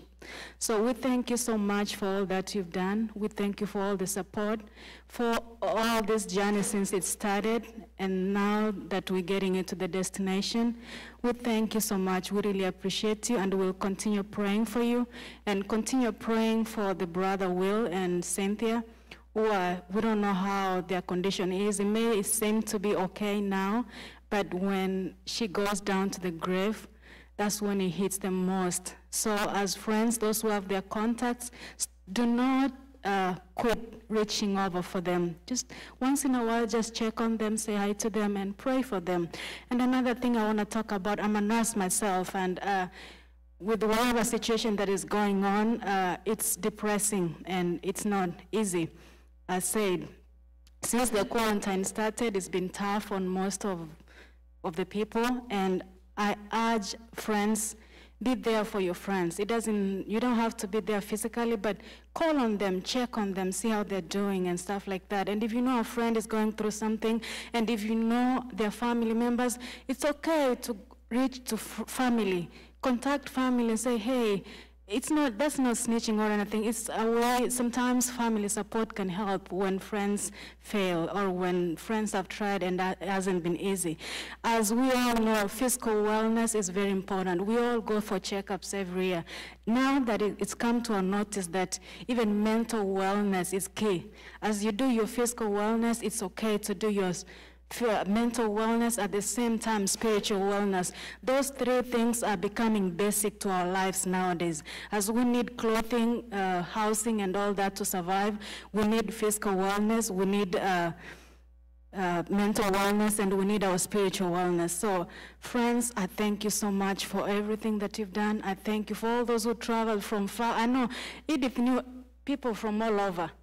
She could just get in the room and shine and light. A smile could just be like, I just want to be your friend, you know? So thank you so much for all the support. We really appreciate your help. Without your help, we couldn't have made it this far. Without your help, we've been able to sit in this room saying goodbyes to our Edith. Memories will always be there. So let's keep the good memories that we had of our sister Edith, and let's always be there for each other. Thank you.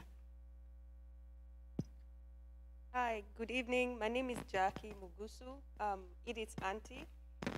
When her mom passed away, my sister raised her, so she grew up around my family.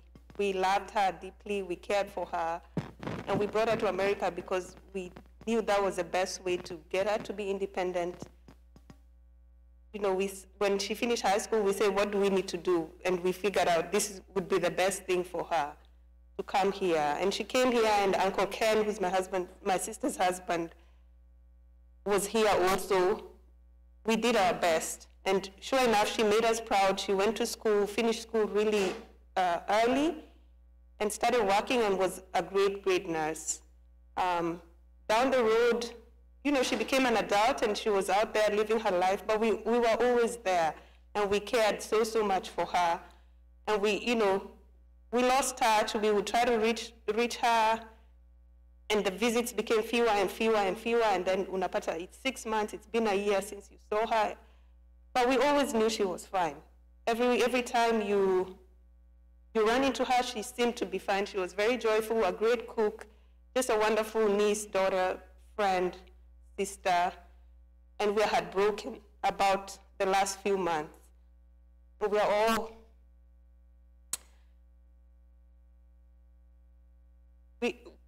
we're devastated. We just wish somebody made a call to one of us. We are all here, all of these people. There's so much family there. We live in the FW. We would have been there for her. But we did our best, and God knows why this had to happen this way. And we just pray that let it not be in vain. I comfort myself and I say, you know, God is a God of order. God knows why this had to happen. If Edith had to go this way to save some other people, then it's our too. But we thank you, everyone, for your support. We are so happy that she had people that really cared for her, that were there for her. And we thank you, and God bless you, and may her soul rest in peace.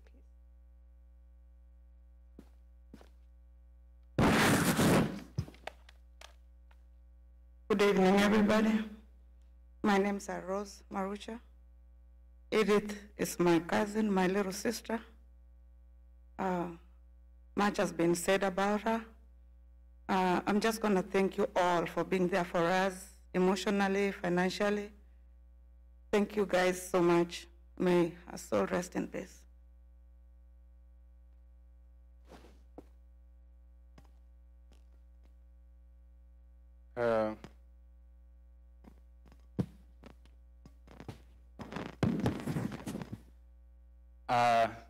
Sometimes we don't have words to say, especially me.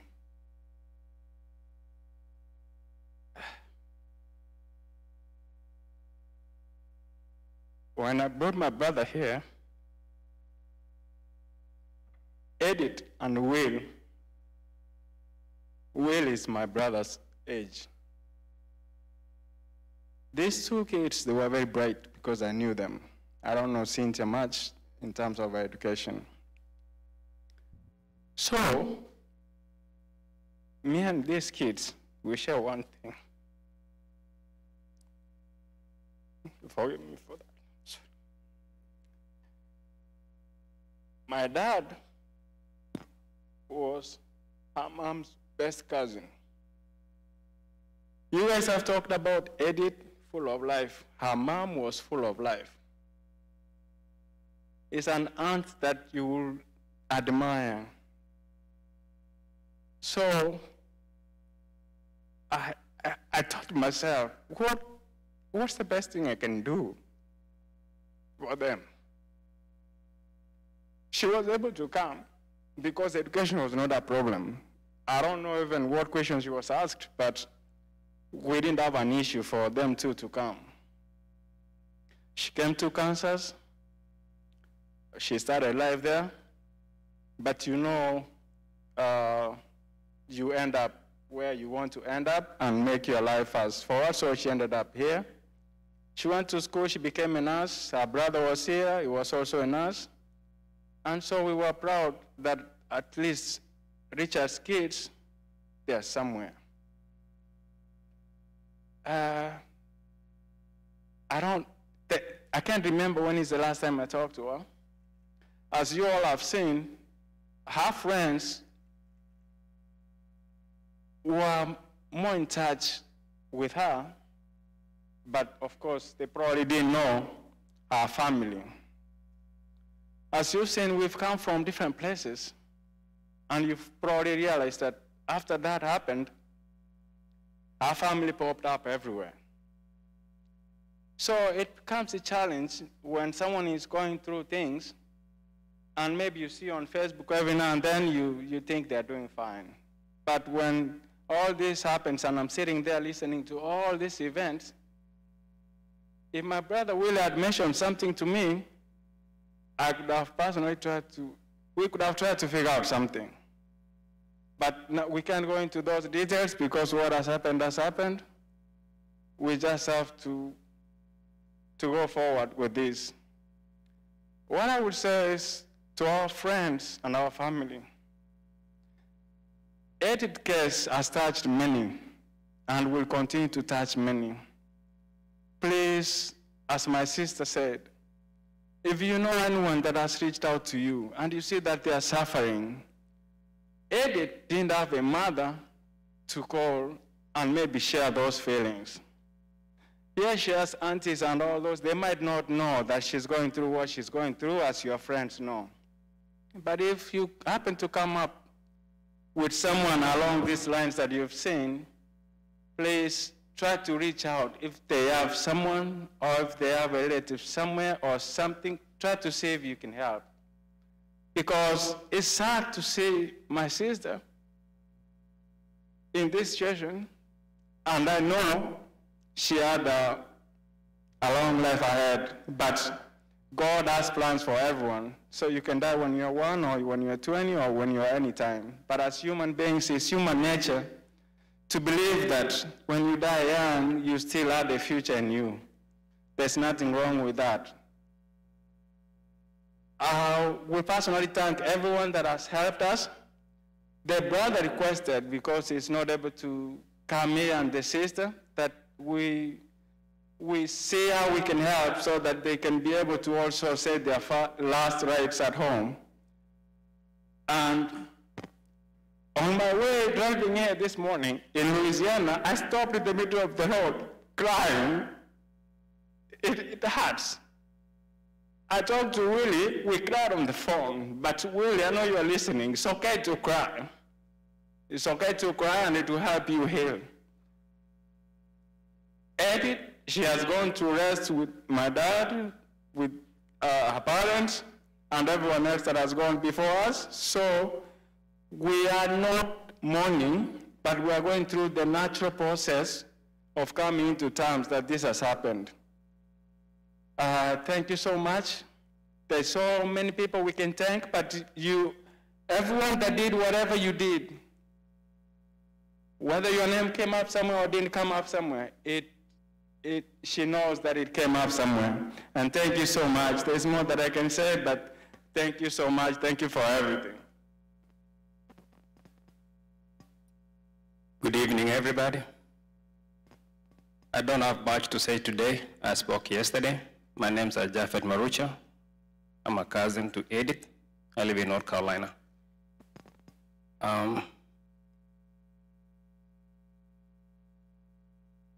As most of our friends spoke up here, they pretty much captured who Edith was. We used to call her Edith. So they captured who Edith was. Full of life, loves fun, and all the good things that life can provide. And, she was a go-getter. She knew what she wanted, and she'll go for it. Edith, as a family, most of us, we've not shared much with her. Not because we hated her or not because she hated us, but because of who she was, what she wanted to do, She has spent most of her adult life with friends, and we were okay with that. Nobody had a problem with that. So we've learned a lot. Especially today, I've learned a lot of our sickness, the mental health, which is a big challenge, like Josephine said, and like all of us can attest, the end result is a fatality here. So my only wish in honor of Edith that I could like to make to the community at large, if you see a friend suffering, mental illness, a lot of times there's a big acceptance of problem. And most of the patients have a poor insight of what's going on with them. So they are not going to agree. They become manipulative. So apparently Edith mastered the manipulative art that she could go in and come out. At that point, I wish somebody would have does Edith have family somewhere? Probably family could have come here and tried to force the judge, I'm trying to master the Texas law of mental health, how they commit their patients. It's a little bit weird, but because I've heard it's like 48 hours, after 48 hours, somebody can get themselves out of the hospital. In most cases, 72 hours.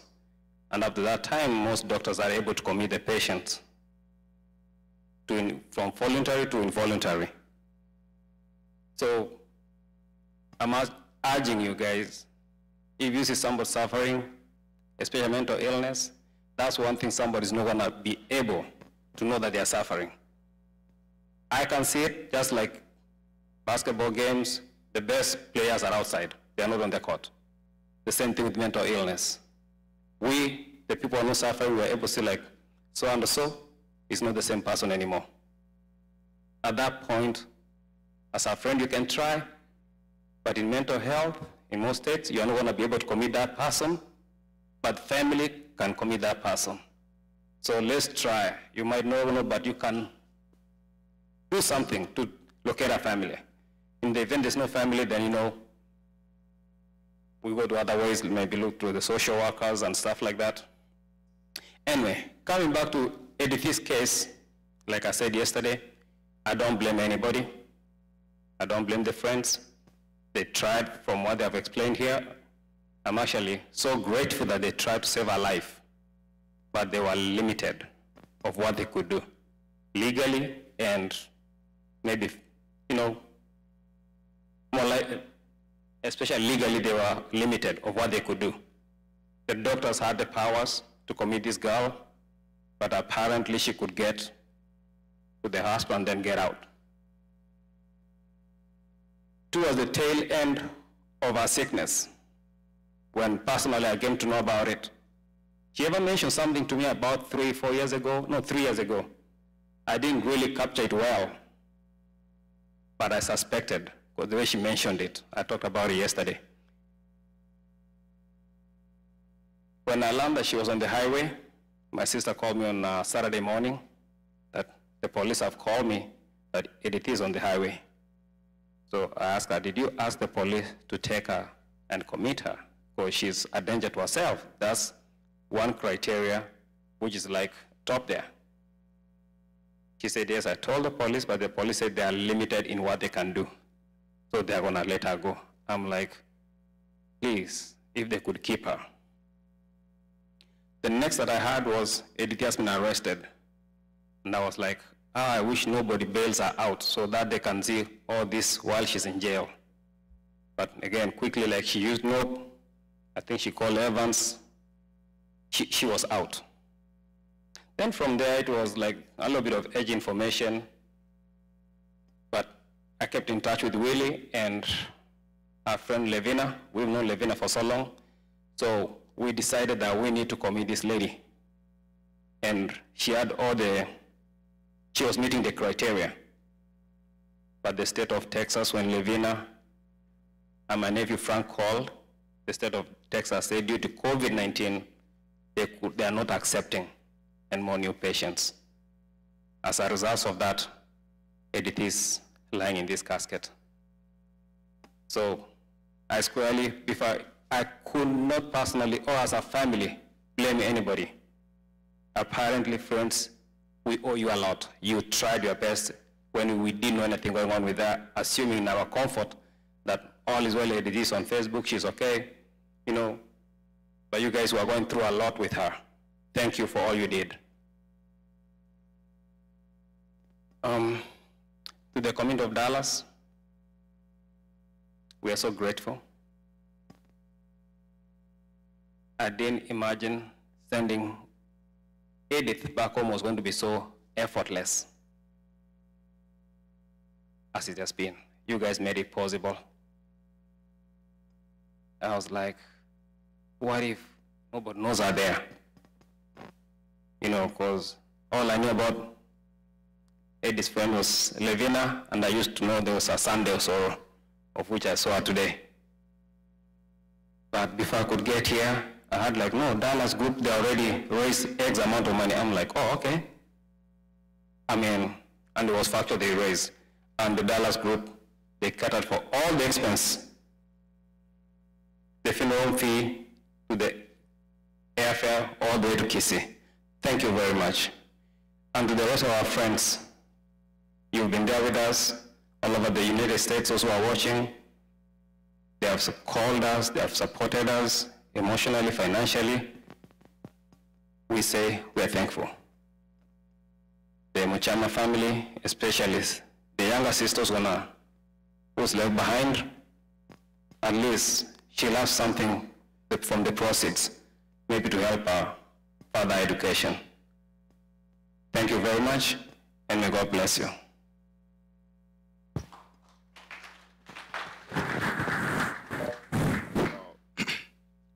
Thank you so much, family, for the word of encouragement. As you've heard, my name is Vincent Tongi. I'm part of the family. Edith is my niece, but she's my home girl. We come from the same village. I know some people could ask, how is that possible? Well, back in the days when we were growing up, I come from a very needy home. So my neighbors were selling land, and the grandpa came and put the land in our village. And then my elder brother married the aunt. So technically, she's my home girl, and then she's my niece. Very strange, but that happens only in Africa, and more especially in my village where I grew up. When you see these young ladies lying here, to me, I don't want to talk about what everybody has said. Let me take you back to where she comes from. This beautiful lady comes from a village called Amaliba, or whatever you want. In that village, their grandpa was everything to that village. Mwaka Mochama, for those who know that. That's a big name. And in that family, there are many brothers and sisters. And they all went to school. They went to good schools. Mse did a very wonderful job. I remember the dad, Richard, as he was working in now level 6, Kisses General Hospital, growing up as a young man, wearing ragged clothes. He lived a nearby town center called Itumbe for those who come from Kisi. And the dad will go there. That's where these kids grew. So even and the wife occasionally, but the dad more especially, because he's a copulate of the dad will stop by.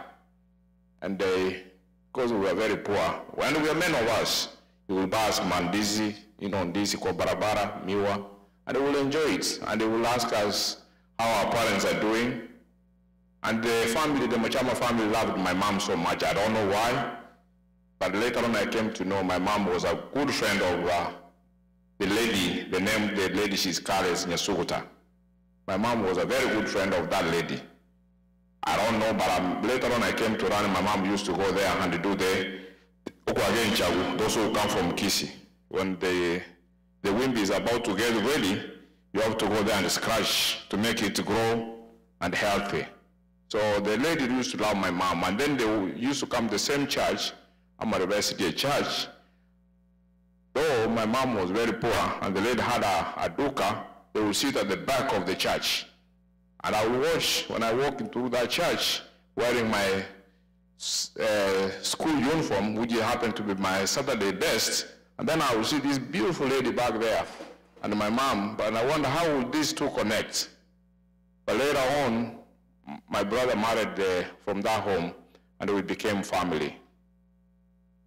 Nyasuu coming here, I didn't even know, because I came in this country way ahead of a lot of people from my village, to be precise. And then when I came in, I tried to work hard, which I'm still doing today, to uplift myself and also my family. And then these kids came in later on with my brother-in-law Ken. We met, we talked about the kids, we talked about another one, my brother's kid, Tabby, for those who know her. And now she's in Kenya, and I'm happy that she's with the family. And then Nyasuu, I don't want to say what everybody has said, but she lived her life. She was to herself. She lived knowing that she can do much for herself. If there's one thing I've learned today, and I've learned since this young lady passed on, please, if you are out there, you think you can do everything for yourself, please learn that you cannot. This lady used to know how to save money. She used to know how to save money. And the cousin is here can attest. Even today, as we are laying her to rest, thousands, I'm talking of tens of thousands, are in the bank, and nobody can access that money. She was very smart. She believed in herself, and also she believes in her friends. As you've heard from the family, most of us didn't know what was going on in our life, more especially the last lives. I remember when I was running a club, she used to come to my club. When she's there, she's high, she would say, "Hi, uncle," sometimes she don't. But I never used to have a problem because she's an adult. She was living her full life, she was living her life.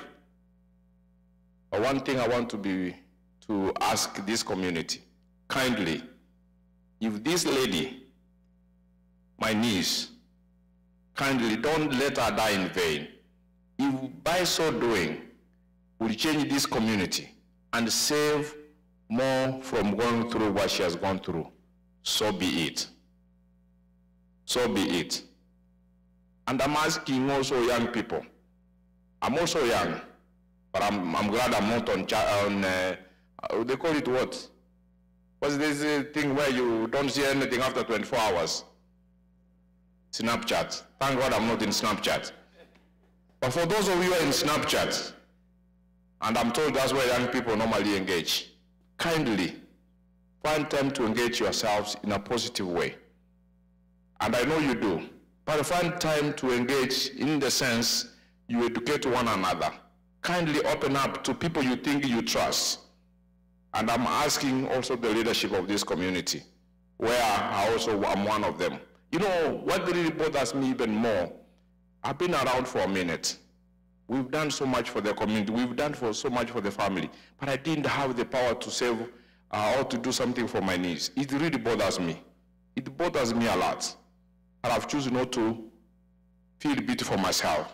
And I've chosen not to feel bad from friends who did so much, even when we were not aware. I want to thank Brother Evans for the much you did. I know yesterday you said you gave up an inch, but my brother, you did the best you could. Everybody in life, they have their path. In fact, the only thing you didn't do, but we can still take it. The tradition can allow us to take the dowry. There's a way we can work it around. Yes. And after what you said yesterday, and I want to put it in record, the elders are calling me in rows, asking me, "Elder alikuwa na shamba huko Narok. Siulize huyu jamaa kama baba yuko tuenda hata tumwekee nyumba ndani ama tuweka foundation." So everyone sio tutaongea kidogo kando. Because you said it, I didn't say it, and it was live.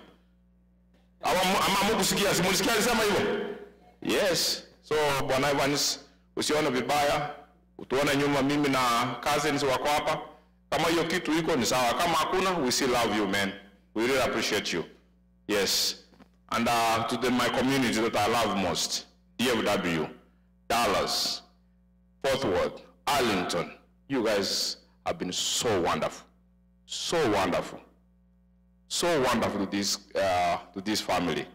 Now Edith will go home effortless because you made it so easy for us. You made it so easy for the chairman. You made it so easy for the treasurer department. I mean, everything was so, in fact, you were bothering the treasurer why he's not updating your names when it was time for giving. Who does that? Who does that? You're bothering somebody, you've given your money, you ask him, why are you not updating my name?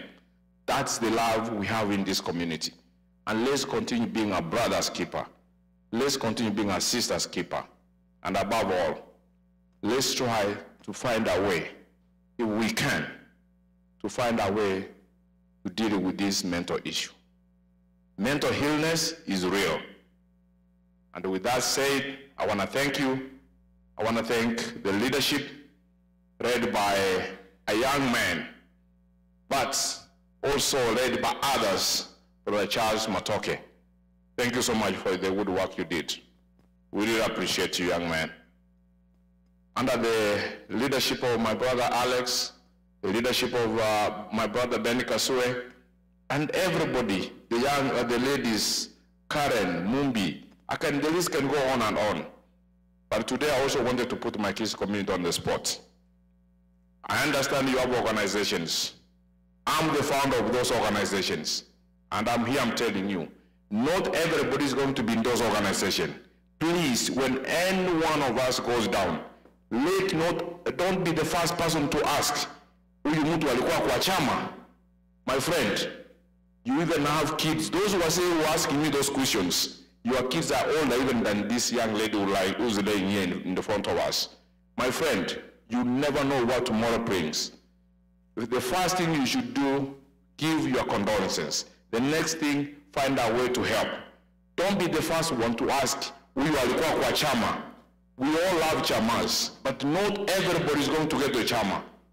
Those of you who cannot get the chama, when things happen like this, please have sympathy. Have sympathy. And those who are asking so many questions on social media, today, as a family, we have forgiven you. Those who read, who sent text message, who went on audio, saying things, oh, where was family, where was friends, and everybody, kindly, we have forgiven you. Because I'm telling you, it's very tough for these people here.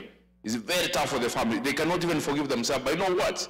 They didn't have much to do. There's nothing much they could have done. We have seen kids killing themselves in their father's homes. A very practical example, my very good friend, Ambassador Gidai, the son next door, in the same house, he took his life. And now here we are questioning where was family when Edith did what she did? Kindly, please, be nice to these people. Be nice to our friends. They did the best they could. And it is not time to blame each other. We are a big family. May God bless you.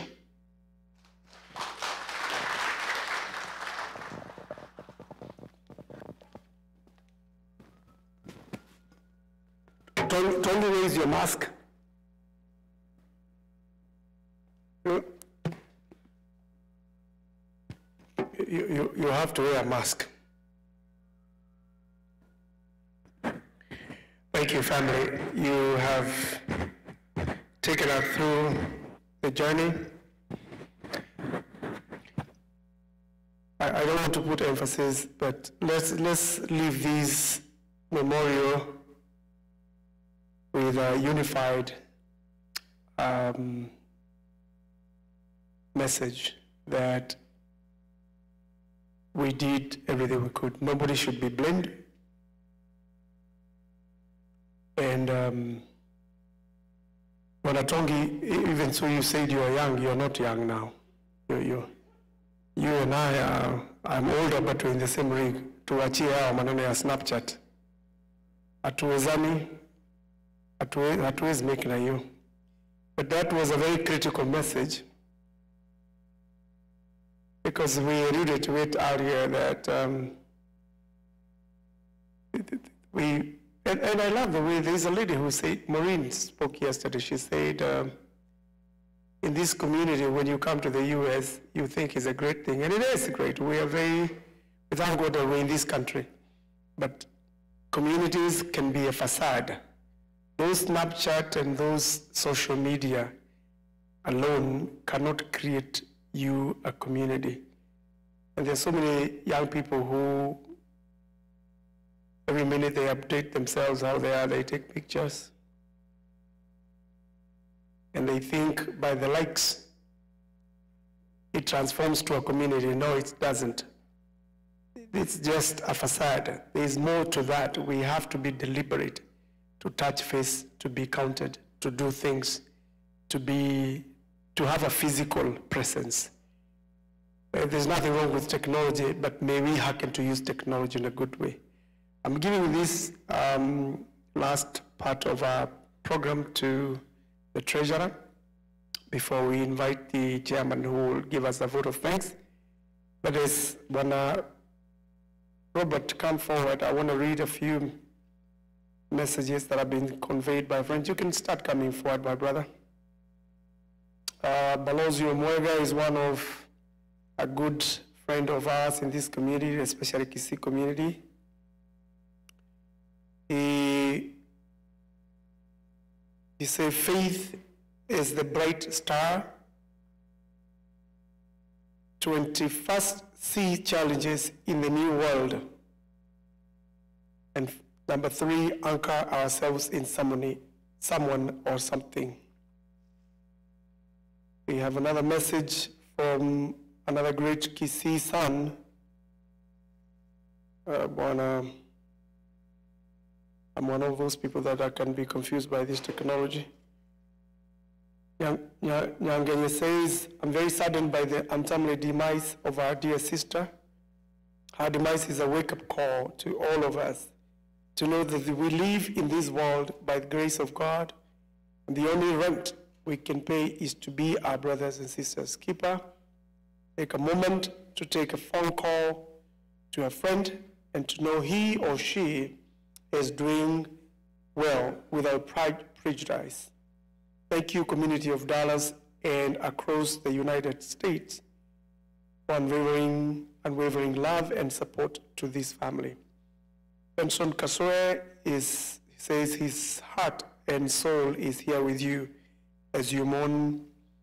He had a surgery a few weeks ago, and so his absence is understandable.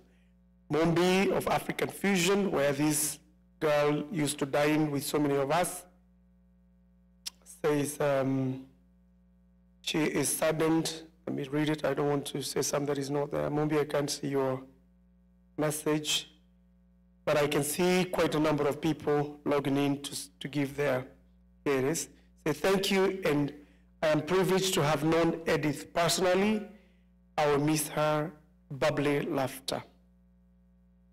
Pastor Karen says the same, and I see messages across from Georgia, community of Georgia through their chair, community of Alabama is watching.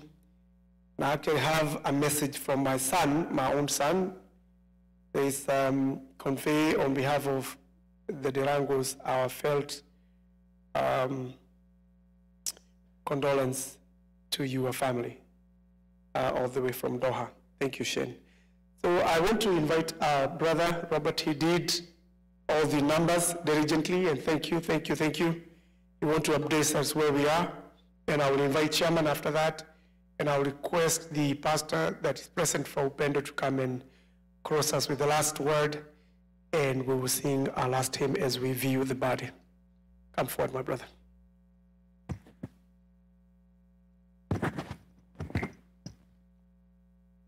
Okay, thanks, Chairman, for leading us right. First of all, I want to take this time to say condolences to the Edith family, from my family. And secondly, I'm going to thank Edith family for coming together for the course of trying to find out how we're going to take her home. Whatever you did, thank you so much for that. Secondly, the Dallas DFW community and the entire United States, because I was the one receiving funds. So I'm sorry if I took time to update your name, but remember, every penny which came out of your pocket and is for the cause of this lady, and the respect and the love will be taken care of diligently with me and the family to make sure everything is done. And we apologize for those who are not happy about what's happening, but you do something. Okay, number 3, on behalf of the leaders of DFW, we know we have a lot of them here. Some were supporting, some were not, some were questioning. I also request if they can come together as a community, again as leaders, because as Tony said, we've started groups and we have realized we are pushing somehow away. We don't want to do that. But to finally say, the community and the friends and everybody who did, you made it so easy. It was not easy like he said, but you dipped it into your pockets to make sure you have given. So, and there was not only 1 or 2 people. or anybody who was one of the committee members who is seated here? Is there anybody? Whoever was part of the committee, because we were like 24 hours. I only see the assistant treasurer, Mr. Silas. You can stand and say hi, say wave to Mr. Silas. So we were assisting each other. Anybody? So that will be all for me tonight, but for the family, we love the Edith. God loved her more.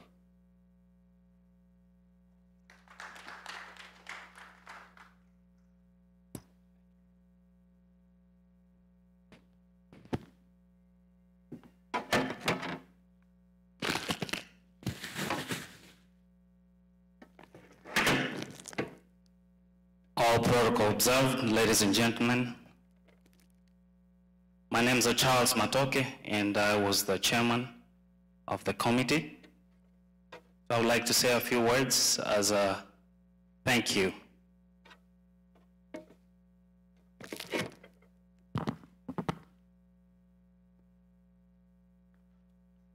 So it is fitting to say that together we have done much. However, I must glorify the great enabler, Christ himself, for it's not lost on me that we do all things through Christ who strengthens us. The journey has been long and it has been challenging, but it has been worth every minute you put in.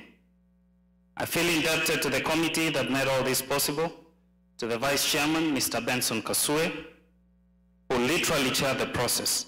I thank you for being a practical lesson to me and to many of us. You're a practical lesson because your performance went beyond teaching, it was actual doing. Committees, just like many operations, have many moving parts, and it calls for skilled coordination and cooperative implementation. My debt of gratitude goes to Mr. Alex Karundu, who made organizing this process look easy, for he did it in a manner that appeared effortless. The going gets hard sometimes, and that calls for faith. To you, Pastor Karen, I know you're watching. Your counsel was great. I thank you most sincerely for being a spiritual guide to whom we look for prayers and strengthening of our belief.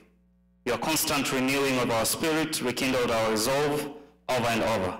May God reward you with great health and keep you in high spirit. Our committee was also blessed with event organizers from the Metroplex who easily bridged generational gaps, connecting people of all ages. DJ Kelly, Charles Stowe Oliver, and Daddy V, Oguta, and so many others. We thank you. Thank you very much. In the old days, they used to say something about old wine. And a good wrath of every storm, our treasurer, Mr. Nyarusa. You give those sayings a new meaning. Despite being busy with running your company, you gave your office and time enough to reconcile every penny that came from the generous contributions that seemed to flow in continuously. Mr. Silas Mumanyi, thank you for all you do to the community, and we appreciate you for being, there for Nyarusa whenever things were thick. Thank you. Where two or more are gathered for specific objectives, opinions must differ. And our cause was no different. Our blessings in conflict resolution and the advancement of harmony came in form of Arnold and Mr. James Bett, Weni Mwanaume. Thank you. We owe you eternal gratitude for that outstanding performance in solving problems. You know what I'm talking about. Asante sana. Miss Gloria Sata from Dallas, thank you for being the ears and eyes of the committee in Dallas. My deepest appreciation goes to the real hero. The true hero of this success is the fellow seated in your seat, everybody in here tonight. I would like to name a few names, and if I leave your name out, please no ill intention. Grace Chege, Mombi Baskin, Mr. Onchoke Peter, Claire from Uganda. Miss Bianca, she made our meetings in Zoom very easy. Every night she was there. To get her into Zoom, you would, sometimes disconnect and will get us back in over and over. So we thank you, Bianca. Thank you.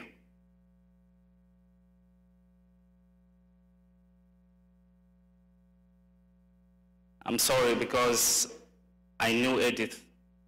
I've known Edith a long time, and Edith is like my younger sister.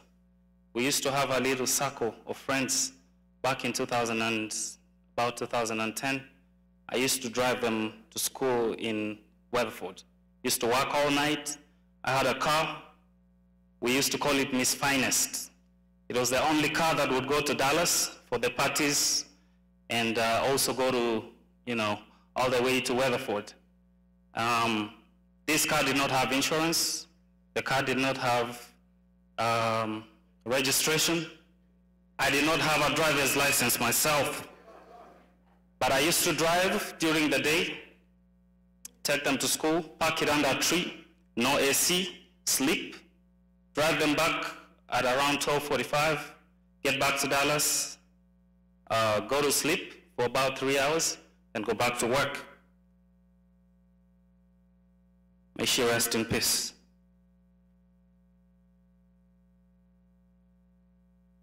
So the issue of mental health is over-stigmatized, and I think it would be nice if we started walking back this stigma. Let us find a place in our hearts to embrace this struggle.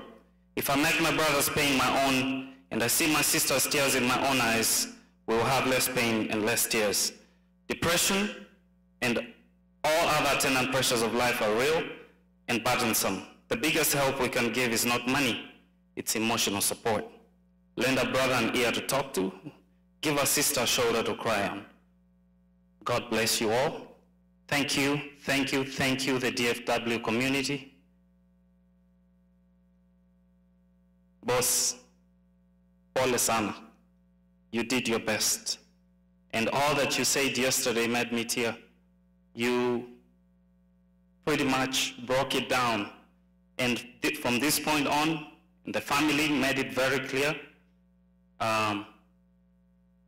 It's God's will, and we cannot blame anyone for that. So don't blame yourself, don't beat up yourself, pick up yourself and keep moving. I would like to thank everybody, the pastors, and everybody, even those that we have not mentioned, on behalf of the organizing committee. I was actually honored to chair this committee, even though, my age.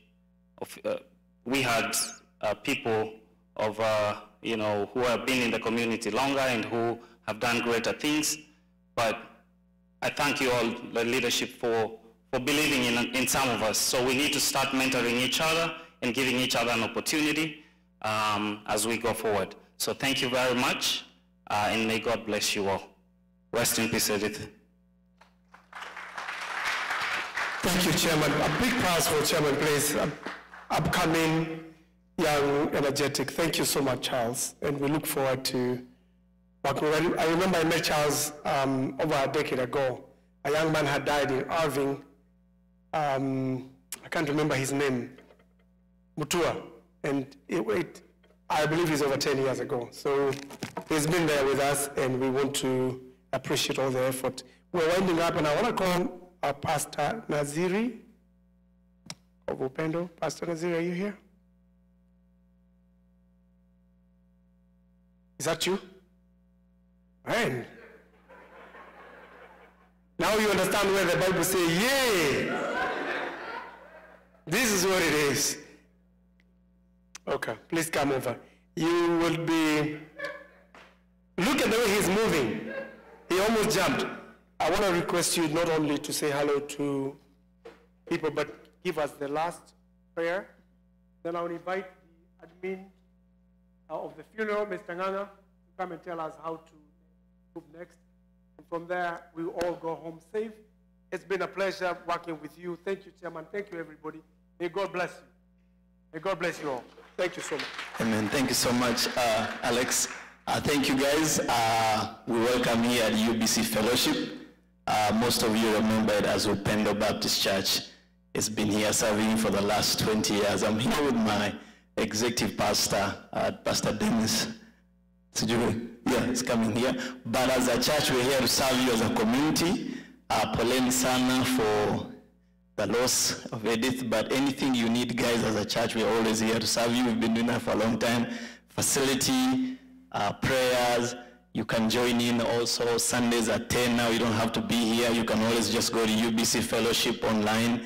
Anywhere you'll find services, but we are here for you. Reach out to our office, anything you need. I'm going to ask Pastor Dennis, our executive pastor, to come and share something and then pray for us, and then we'll be ready to, my name is Naziri. I'm the children's pastor here, but I work here also if you need anything. Bwana sifiwe. Bwana sifiwe. Welcome to our church. Pastor, please, before you say something, I have to apologize to gentlemen here. Let me say this. I'm sorry, I have to apologize to Pastor. He must be younger than me for sure, that I can tell. But even when he gave me the mask outside there, I was like, who's this guy giving me headache? When I'm calling him a really pastor to come wearing suits and this. Come on, be good in the point, my friend. So, Pastor, I'm sorry, my friend. I'm sorry. I've had a long conversation with him. This is also my church. This is where we all started. I've not met you, but I'm very sorry. I wanted to apologize in front of everybody because I was a little bit mean because I was really under, impression where my pastors were supposed to conduct the service. And who is this gentleman now giving me the mask? He doesn't even know I'm the one who's really painting all this, my friend. I'm sorry. And to my brother Monty, we will be there to support you. Thank you so much. Asante. My name is Dennis. I love Jesus. I'm the executive pastor here at this church. Vincent, we don't believe in suits here. So we just, this is us. This is it, man. So if your anointing comes from suits, I'm sorry. Just imagine me in a suit and then just get the anointing. Okay? But I wanted just to say I'm very new here in this community. In America, I work under Pastor Ruto, is our lead pastor here. And he called me to come and help out here. The first question I asked him when I got here, I said, I really want to know how we minister to the children that were born in America and the Kenyans born in America. And they grew up here and now they're young adults. What are we doing for these kids? And he looked at me like, we don't know. And I said, this is a good time to start talking about that. Because they don't feel like African Americans. They're Africans, yeah. They don't feel like Americans. They don't feel like Kenyans. They're just kind of somewhere lost. And I say, we need to start reaching out to these guys. And so I started, I like doing research and studying a lot. So I started talking to people around this area. And I wrote a few things here. And I started asking, what is the relationship of the churches in this area? And man, my heart broke when I had the answer. The same way that we deal with each other in Kenya, we've come to a foreign country and we are still fighting with one another. And so there is not unity in our churches. And I wish we can take a deep look into our souls as pastors and look at what the Lord called us to do in ministry. And it was to shepherd the people of God. And we are Kenyans, and we are here as Kenyan pastors to our Kenyan community, African community, to help them. And when I started hearing the infighting, and I discovered one thing, that the African churches in America were not meant for the young people, the young African people. It is the older people that came together and they wanted to feel like they were home, so they made the church for themselves. Their kids grow up and can't fit in these churches. So some of them go to American churches, praise the Lord for that, but others don't. And we start blaming them and say, hawa watoto wana tabia mbaya, hawapendi nchi yao. Lakini ni sisi wazazi ambao hatukuambia kwao ni wapi. And so I heard that there's a chairman here, chairman wa, I don't, are you the chairman of the Kenyan community or Kisii community? Or what chairman is, whatever chairman, please take this message to the chairman. Call a meeting to all the leaders of the community, including the clergies and all the tribal leaders. And let us sit down and begin to take a really serious look at what is going on to our people in this country. Because, believe it or not, that picture, I look at that picture right there. If we put that picture on Facebook today, we're going to have 1 million likes. She is very beautiful. She is one beautiful girl. And unfortunately, most of us are so busy beautifying the outside so that we can put it out there so people can like it. And that is where we get our satisfaction from. And I think it's the MC who said, is it Alex? Alex is the MC? Alex. Yeah, Alex. I think you said it very well. We can have social media community, but that's not community. This is community right here. Unfortunately, Kenyans, we have mastered the art of burying the dead. But the art of ministering to the living, and I don't know when we will reach there.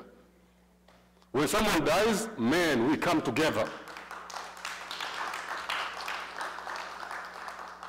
And we raise money. Like everybody say, we're going to send this lady to Kenya effortlessly.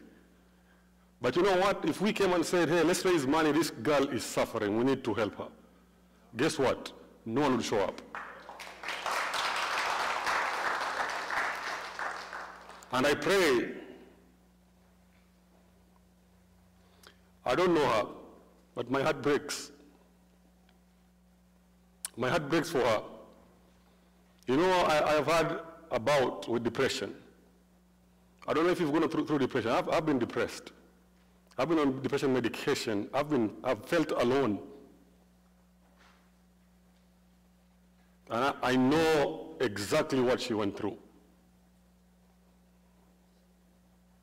And I want to say this. If you're there, you're young, and you're feeling alone, and hard, and sin, please come here. And this is not a pitch to our church. We don't want your money. Don't bring your offering. I'm not saying that. Come here. Let's sit together. Let's talk. I understand. If somebody doesn't understand you, I understand what you're going through. And the friends of Edith that stood up here and said all the things that you said, beautiful words. I pray that you're not next. Because we said, seek help, seek help. That is such a general thing. Seek help where? Here. Here. Here. Come. I will sit down with you. I will listen to you. I will pray with you. I will cry with you. I will be there for you. I don't care if you, like right now, we are in a place where if you have mental illness, it's a terrible time to have mental illness right now. Everybody is closed out. So please come. Come see me. I'm back there. I'll give you my number. Call me. Call the church. Come in here. You see, this is a very big place. There's a lot of room for social distancing. You can sit there and I can sit over there and we can talk. 5, 4, 3, 2, 1. Come alone. Come 10. Come. So as we say, seek help. If you go to hospital and they don't want to take you, come here. We will take you. We will, but don't kill yourself, please. Let me pray for us. Father, in Jesus' name, you are a great God.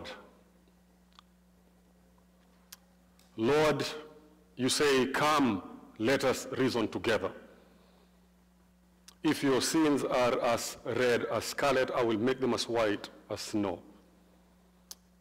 In the New Testament, in the book of Matthew, you say, come to me, you who are weary and heavy laden, and I will give you rest. Take my yoke upon you. For my yoke is light and my burden is simple. So Father, I pray for one lady, one man in this room that is at the brink of hopelessness. They're about to give up. And the only thing that they see in front of them is death and suicide, and the enemy is lying to them.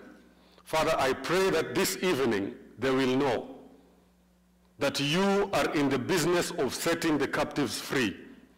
And when you have set them free, they are free indeed. So Father, I pray for this, my beloved people. Lord, when I left Kenya to come to America, I mourned. But then I got here, and there's a very big community of Kenyan people. And Father, I pray that you will use me, you will use our church to be a blessing to 1, 2, 3, the entire community. And we ask this in Jesus' name and for his sake. Amen. God bless you guys. From the church, from the office side, you just Google UBC Fellowship, call us on a phone number. Sam, if you have it, you can put it up. If you need anything, please reach out to us. We will be able to help you in anything you need, as Vincent called us this week. Amen. God bless you. Thank you so much.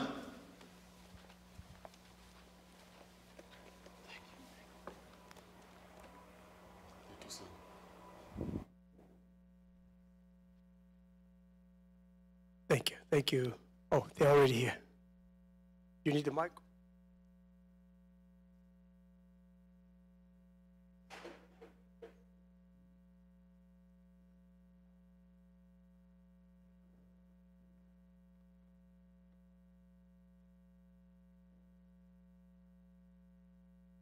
I want to believe that, sorry.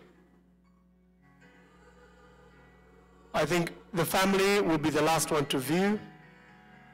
The family and friends will be the last one to view, and you're taking it up? Okay, good. Thank you.